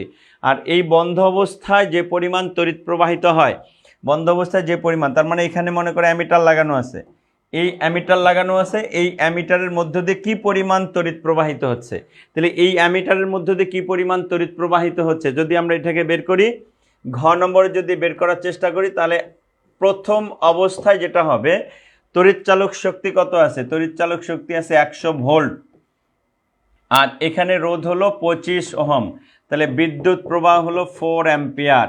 তাহলে ঘ নম্বরের একটা অংশ আমরা এখান থেকে পেয়ে যাচ্ছি, যেটা হলো যে এই বন্ধ অবস্থা, অর্থাৎ বর্তনীটি বন্ধ অবস্থায় এর মধ্য দিয়ে যে পরিমাণ তড়িৎ প্রবাহিত হয়, সেই পরিমাণ তড়িৎ প্রবাহিত হলো 4 অ্যাম্পিয়ার। এই অংশটুকু আমরা এখান থেকে ক্লিয়ার বুঝতে পারছি কিনা, বর্তনীর তড়িৎ প্রবাহ হলো 4 অ্যাম্পিয়ার, একটা অংশ আমরা এখান থেকে পেয়ে গেছি, ঠিক আছে। তাহলে আমরা গ নম্বর থেকে যেটা পাই, ঘ নম্বর শুরুতে সেটা হলো গ নং থেকে আমরা বের করছি একটা, যে বর্তনী ওই অবস্থায়, অর্থাৎ যখন এটা বন্ধ অবস্থায় থাকবে তখন এর মধ্যে দিয়ে যে পরিমাণ তড়িৎ প্রবাহিত হবে, অ্যামিটারের পার্ট, এই যে অ্যামিটারের পার্ট যেটা দিবে সেটা হলো এটা। এখন বলতেছে খোলা অবস্থায়, এই যে খোলা অবস্থায় যখন হিসাব করব, খোলা অবস্থায় থাকা মানে কি, এই অংশটুকু কোনো কাজ করবে না, তো এই অংশটুকু কাজ না করলে মাঝখানের টোটাল অংশটাই বাদ চলে যাবে, এখান থেকে এই পর্যন্ত আর তারের কানেকশনটা থাকবেই না। তাহলে এই অংশের মধ্য দিয়ে কোনো বিদ্যুৎ যাবে না, কারণ এই অংশটা খোলা। তাহলে এই অংশের মধ্য দিয়ে যদি কোনো বিদ্যুৎ না যায়, তাহলে টোটাল বিদ্যুৎটাই কি হবে, টোটাল বিদ্যুৎ এখান থেকে শুরু করে এই অংশের মধ্য দিয়ে চলে আসবে। তাহলে বর্তনীর চিত্রটা তখন কেমন হবে, বর্তনীর চিত্রটা তখন হবে হচ্ছে এরকম, এখানে একটা অ্যামিটার লাগানো থাকবে এ, আর এখান থেকে শুরু করে এই পর্যন্ত অংশ, আর এই হয়ে গেল, দেখো বর্তনীটা কত সহজ হয়ে গেল, এখানে হলো 100 ভোল্ট, নিচে ছিল এটা 10 ওহম, উপরে হলো 5 ওহম, এখানে হলো 15 ওহম, আর এখানে হলো 10 ওহম। তাহলে দেখো বর্তনীতে এইবার একদম পানি পানি হয়ে গেছে, কি সেটা, এখান থেকে শুরু করে এই পর্যন্ত অংশ সবগুলার মধ্য দিয়ে সেম পরিমাণ তড়িৎ প্রবাহিত হচ্ছে।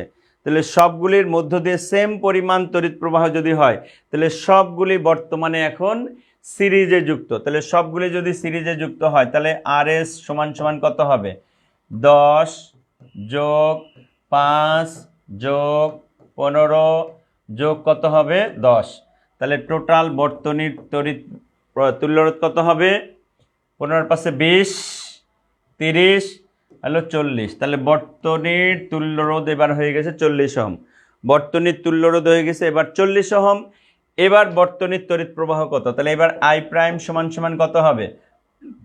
এখানে হলো 100 ভোল্ট আর এখানে হলো 40 ওহম। তাহলে I প্রাইম ইকুয়াল টু হবে 100/40, তার মানে 2.5 অ্যাম্পিয়ার। তার মানে পরবর্তীতে এই বর্তনীর মধ্য দিয়ে যে পরিমাণ তড়িৎ প্রবাহিত হচ্ছে তার পরিমাণ হলো 2.5 অ্যাম্পিয়ার। এখন বলা হচ্ছে ডেল আই সমান কত হবে? ডেল আই সমান কত হবে? তো ডেল আই যদি হিসাব করি তাহলে অবশ্যই আই থেকে আই প্রাইম বাদ দিয়ে দেব। তাহলে আয়ের মান হলো কত? 4 অ্যাম্পিয়ার। কীরকম পরিবর্তন হবে? তাহলে 4 অ্যাম্পিয়ার থেকে আমরা 2.5 অ্যাম্পিয়ার বাদ দিয়ে দেব, তার মানে 1.5 অ্যাম্পিয়ার তড়িৎ প্রবাহ কমে যাবে। আগে প্রবাহ ছিল 4 অ্যাম্পিয়ার, 4 অ্যাম্পিয়ার আগে ছিল 4 অ্যাম্পিয়ার, পরে হয়ে গেছে 2.5 অ্যাম্পিয়ার। ঠিক আছে, তার মানে 1.5 অ্যাম্পিয়ার তড়িৎ প্রবাহ কমে গেছে। আর যদি দেখি কত গুণ কত বেশি, সেই অনুসারে পরিবর্তন মানে দুই ধরনের কথাই হতে পারে, যে আগের প্রবাহ পরের প্রবাহের মধ্যে সম্পর্ক। তাহলে এখন যদি আমরা এখান থেকে বলি I prime divided by I, I যদি বলি তাহলে আই প্রাইমের মান কত? 4 অ্যাম্পিয়ার। আর আয়ের আই ভাগ আই প্রাইম, তাই না? আয়ের মান 4, আই ভাগ আই প্রাইম। তাহলে এখানে 4 অ্যাম্পিয়ার ভাগ আই প্রাইমের মান হলো 2.5 অ্যাম্পিয়ার। তাহলে 4/2.5 কত হবে? 4/2.5, 4/2.5 ইকুয়াল টু কত? 1.6। তাহলে I equal to 1.6 into I prime. তার মানে আগের প্রবাহ পরের প্রবাহ অপেক্ষা 1.6 গুণ বেশি ছিল। পরিবর্তন কথাটা হলো দুই ধরনেরই ব্যাখ্যা এখানে আছে। পরিবর্তন কথাটা হলো দুই ধরনেরই হতে পারে। কীরকম? যে একটা আরেকটার তুলনায় কত গুণ বেশি ছিল। আবার পরিবর্তন কথার অর্থটা হলো এদের মধ্যে পার্থক্য কতটুকু ছিল। দুই ধরনের ব্যাখ্যাই আমাদের এখান থেকে হতে পারে, দুই ধরনের ব্যাখ্যাই হতে পারে। এই হলো বিষয়। দেখো আমরা টোটাল বিষয় ক্লিয়ার বুঝতে পারছি কিনা, টোটাল বিষয় বুঝতে পারছি কিনা?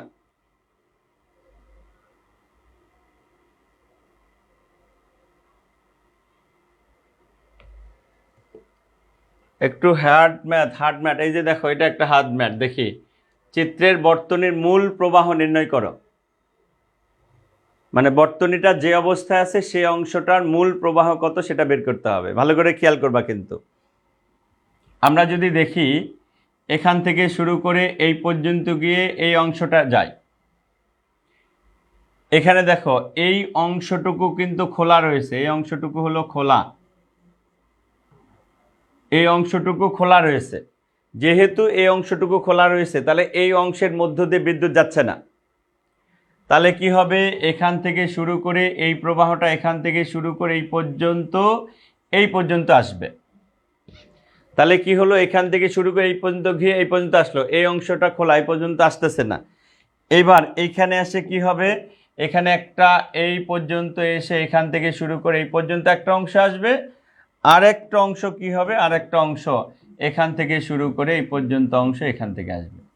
তাহলে কি হলো? দেখো এখান থেকে যদি এখন আমরা দেখি তাহলে বর্তনীটা বর্তমানে যে অবস্থায় আছে সেই অবস্থার কথা যদি বিবেচনা করি তাহলে বিদ্যুৎ ভাগ হচ্ছে কোন জায়গায় গিয়ে?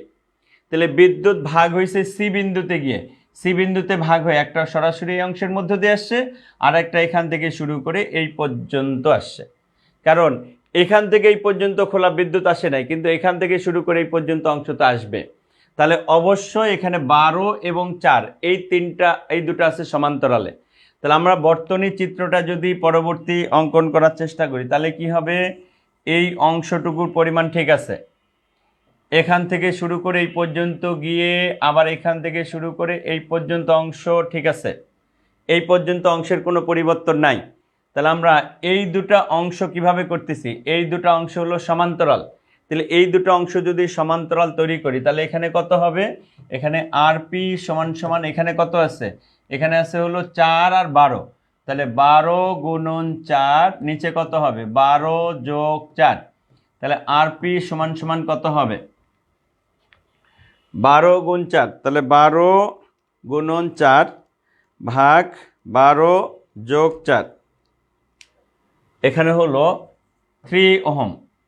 তার মানে এই অংশের মধ্য দিয়ে যে প্রবাহ, তার মানে এই দুটা মিলে হচ্ছে একটা, তাহলে এই অংশটার মান হয়ে গেল 3 ওহম, যার মান হলো আরপি। আরপির মান হলো এখানে হলো 3 ওহম। তাহলে এখানে R1 ইকুয়াল টু হলো 3 ওহম, তারপরে R2 ইকুয়াল টু হয়ে গেল 8 ওহম, আর এখানে R3 ইকুয়াল টু হয়ে গেছে 4 ওহম। ঠিক আছে, আমরা এইখান থেকে এখন এই অংশটা সংযোগ দিব, তাহলে কি অবস্থা হবে দেখো। তাহলে আমরা এখন সবগুলি সম্ভবত সিরিজে পেয়ে যাচ্ছি। তাহলে সবগুলি যদি সিরিজে পেয়ে যায় তাহলে RS সমান সমান কি হবে, RS সমান সমান যেটা হবে সেটা হলো কি, তাহলে এখানে হলো 3 যোগ 8 যোগ 4 যোগ 3, তাহলে বর্তনীর তুল্যরোধ হয়ে যায় কত, 8 3 11 15 16 17 18 ওহম। দেখো ঠিক আছে কিনা, 18 ওহম। আর এখানে হলো 9 ভোল্ট, 9 ভোল্ট। তাহলে আমরা বর্তনীর তড়িৎ প্রবাহ I সমান সমান কি পাবো, I সমান সমান হলো 9 ভোল্টকে 18 দ্বারা ভাগ করতে হবে, ইকুয়াল টু 0.5 অ্যাম্পিয়ার। অনেকে 18কে 9 দ্বারা ভাগ করে ফেলছে। দেখো টোটাল বিষয় বুঝতে পারছি কিনা, টোটাল বিষয় ক্লিয়ার হয়েছে কিনা।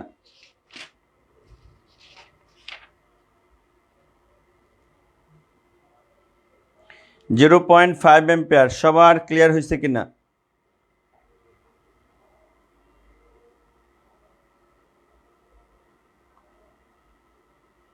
টোটাল বিষয় ক্লিয়ার হয়েছে কিনা যে আমাদের বর্তনীর তুল্যরোধ হলো 18 ওহম আর প্রবাহ হলো 0.5 অ্যাম্পিয়ার। টোটাল বিষয় ক্লিয়ার হয়েছে কিনা?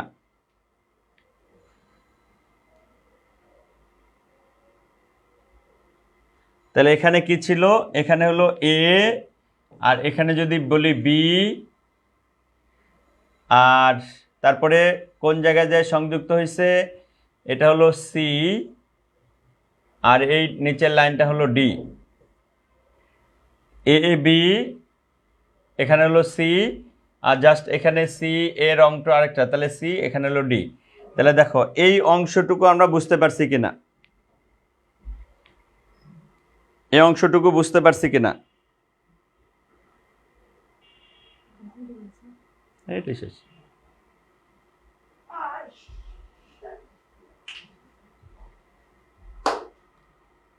দেখো টোটাল বুঝতে পারছি কিনা।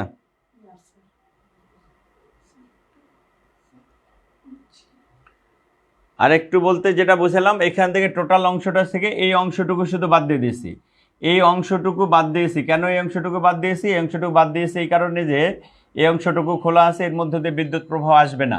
তাহলে এই দুটো আছে সমান্তরালে, এই দুটো সমান্তরাল জন্য তুল্যরোধ এখানে আমরা বের করছি। তারপরে এখন যদি এখানে বলা হয়, প্রশ্নটা কি,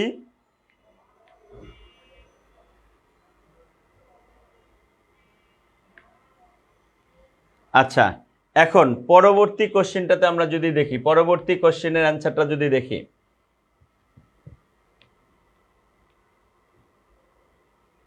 সেকেন্ড সার্কিটটা হলো আমরা এই অংশটা বাদ দিয়ে দিয়েছি। তাহলে দেখো এখান থেকে শুরু করে এই পর্যন্ত এই অংশটার মধ্যে দিয়ে কোনো বিদ্যুৎ ভাগ হয় নাই, তাহলে সেই মানটা আমরা এখান থেকে শুরু করে এই পর্যন্ত নিয়ে আসি, এই পর্যন্ত নিয়ে আসছি। এই পর্যন্ত আসার পর এইখানে দুটা ভাগে ভাগ দেখাইছে, একটা অংশ এখান থেকে শুরু করে এই পর্যন্ত আসে, আর একটা অংশ এখান থেকে শুরু করে এই পর্যন্ত আসে। যেহেতু এইখানে আর এইখানে এই দুটা ভাগ আছে, যার কারণে এই দুটা সমান্তরাল, আর এই দুটার সমান্তরাল তুল্যরোধ হলো আরপি এখানে বের করছি। কারণ এখানে 12 আর এখানে হলো 4, 12 আর 4 এর সমান্তরাল তুল্যরোধ হলো 3 ওহম। এই হলো আমাদের বিষয়।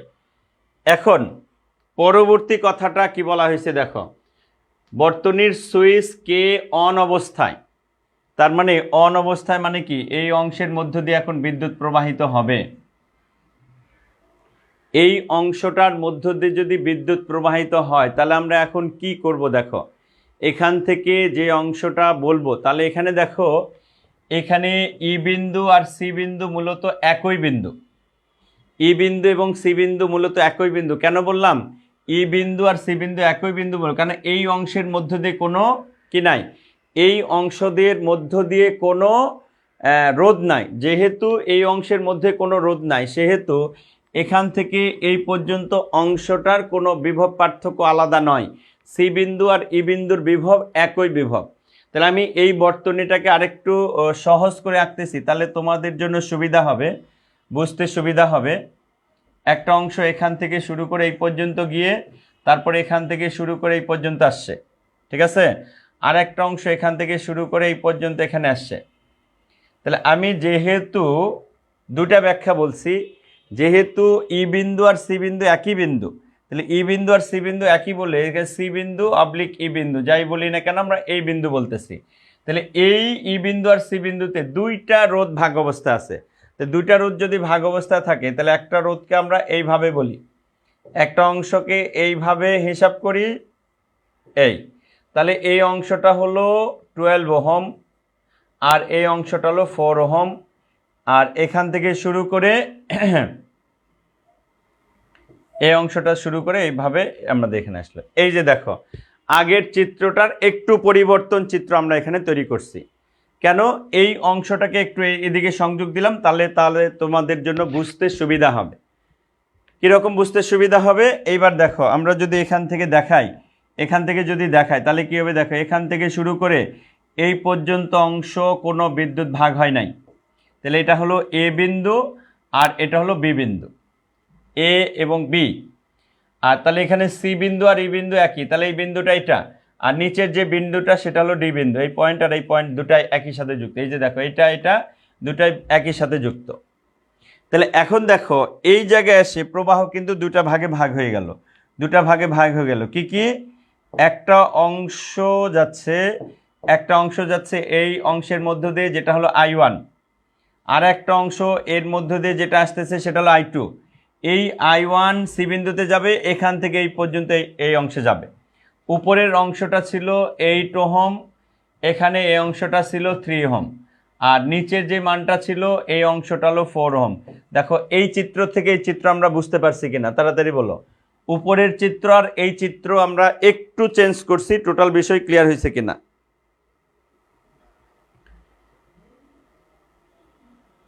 আচ্ছা এই সৃজনশীলটা করে শেষ করব, আরও কিছু সৃজনশীল থাকবে, তোমরা HW করবা।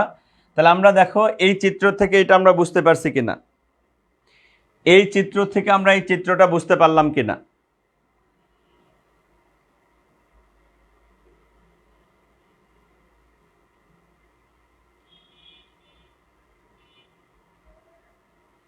আচ্ছা ঠিক আছে, তাহলে আমরা এবার বুঝছি। এইবার আমরা একদম খুব তাড়াতাড়ি শেষ করে দেব। দেখো এই দুটো অংশ তাহলে আমরা বুঝতেছি, এখান থেকে শুরু করে এই পর্যন্ত অংশ এই দুটা সিরিজে আছে। এই দুটা সিরিজ যদি থাকে তাহলে এখানে 8 আর এখানে 3, 8 আর 3 কত 11। তাহলে এর পরবর্তী চিত্রটা যদি আমরা এখান থেকে দেখি, এই অংশটা হচ্ছে 8 আর 3 হলো 11 ওহম, আর এখান থেকে শুরু করে এই পর্যন্ত অংশটা যদি দেখি,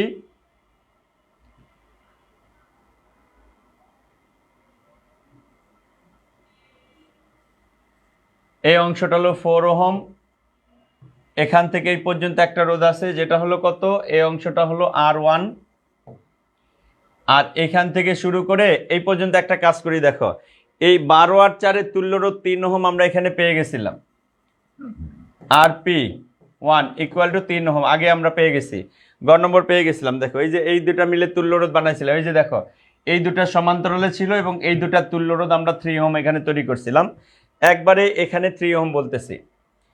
এবার পরবর্তী চিত্রটা আমরা এখানে তৈরি করে ফেলছি। তাহলে আমরা এখান থেকে যেটা পাইলাম সেটা হচ্ছে এখানে হলো 9 ভোল্ট।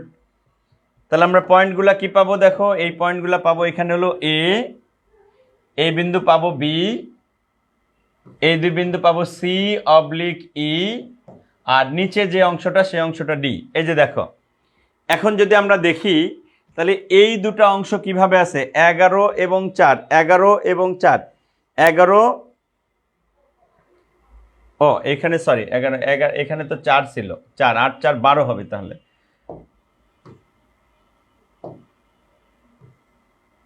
12 হোম, সরি এখানে 8, এখানে 8 ছিল, এখানে 4 ছিল, 8 4 12 ছিল, 8 4 12 ছিল, এখানে 12 12 12, তাহলে উপরে 12, এখানে হলো কত 12, এখানে হলো 4, 12 আর 4, তাহলে এবার 12 আর 4, এই যে 12, এখানে 12 এবং এই 4, এই 12 এবং 4 কি অবস্থা আছে, 12 এবং 4 কিন্তু সমান্তরাল আছে, তাহলে 12 আর 4 যদি সমান্তরাল থাকে, তাহলে এইবার ফাইনাল চিত্রটা এখানে কি হচ্ছে দেখো, ফাইনাল চিত্রটা যদি আমরা এখান থেকে দেখি, ফাইনাল চিত্রটা কিন্তু আমাদের এইভাবে চলে আসতেছে, তাহলে এটা হলো এ, এটা হলো বি, তারপরে এটা হলো সি অবলিক ই, আর এটা হলো ডি।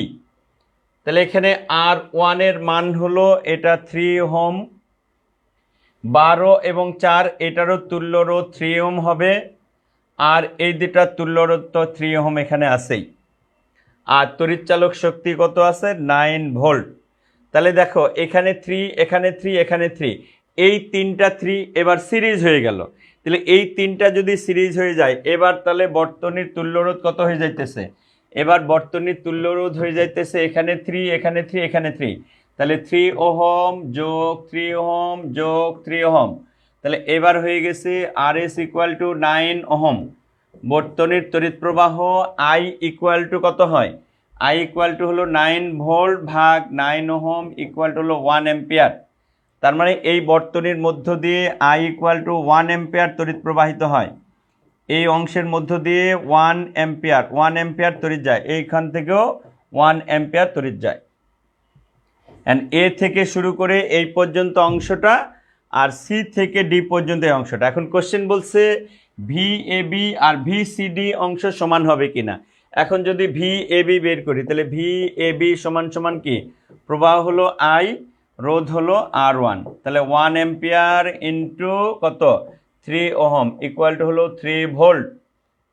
এবং সিডি অংশের জন্য যদি বলি, সিডি অংশের জন্য, তাহলে সিডি অংশের জন্য যদি বলি VCD ইকুয়াল টু কি, প্রবাহ I, রোধ হলো RP1, তার মানে 1 ampere into 3 ohm equal to হলো 3 ভোল্ট। তার মানে VAB is equal to VCD, তাহলে VAB এবং VCD দুটি পরস্পর সমান। দেখো আমরা বুঝতে পারছি কিনা, দুটি অনবস্থায় দুটি অংশের মধ্য দিয়ে দুটি অংশে বিভব পার্থক্য সেম হবে। ক্লিয়ার হয়েছে কিনা, টোটাল বিষয় ক্লিয়ার হয়েছে কিনা,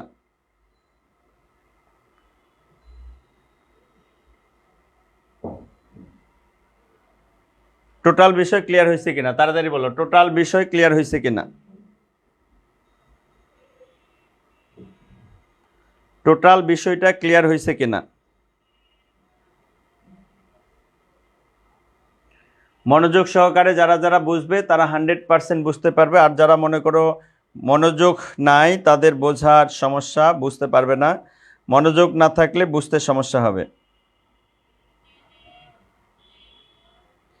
আচ্ছা, এখানে আমাদের আরও কয়েকটা স্কুলের কোশ্চেন দিয়ে দেওয়া আছে, এই কোশ্চেনের তোমরা একটু সলভ করে ফেলবে। আগামীকালকে যে 7:30টায় সন্ধ্যায় ক্লাস আছে, সেই সন্ধ্যা 7:30টায় ক্লাসে আমরা কিছু বোর্ড কোশ্চেন, গুরুত্বপূর্ণ বোর্ড কোশ্চেন কিছু আমরা সমাধান করব, আর বাকি এগুলা কোনটার সাথে কোন রিলেটেড কি কোশ্চেন হবে সেই অনুসারে তোমাদের একটা আমি বলে দিব, সেই অনুসারে আমরা করে ফেলতে পারবা, অবশিষ্ট অংশ তোমরা করে ফেলতে পারবা, এই হলো বিষয়। তাহলে আগামীকাল সন্ধ্যা 7:30টায় তোমাদের সাথে আবার দেখা হচ্ছে, ঠিক আছে? তাহলে ভালো থাকো, সুস্থ থাকো। আগামীকাল সন্ধ্যা 7:30টায় আবার কিছু সৃজনশীল নিয়ে আমরা কাজ করব, যেটা হলো বোর্ড কোশ্চেন, এবং কিছু কিছু জায়গায় জটিল যে বিষয়, সহজগুলো তোমরা পারবা, যে বিষয়গুলো জটিল আছে সেই বিষয়গুলি আমরা সমাধান করব। ওকে, ভালো থাকো, সুস্থ থাকো, ধন্যবাদ সকলকে।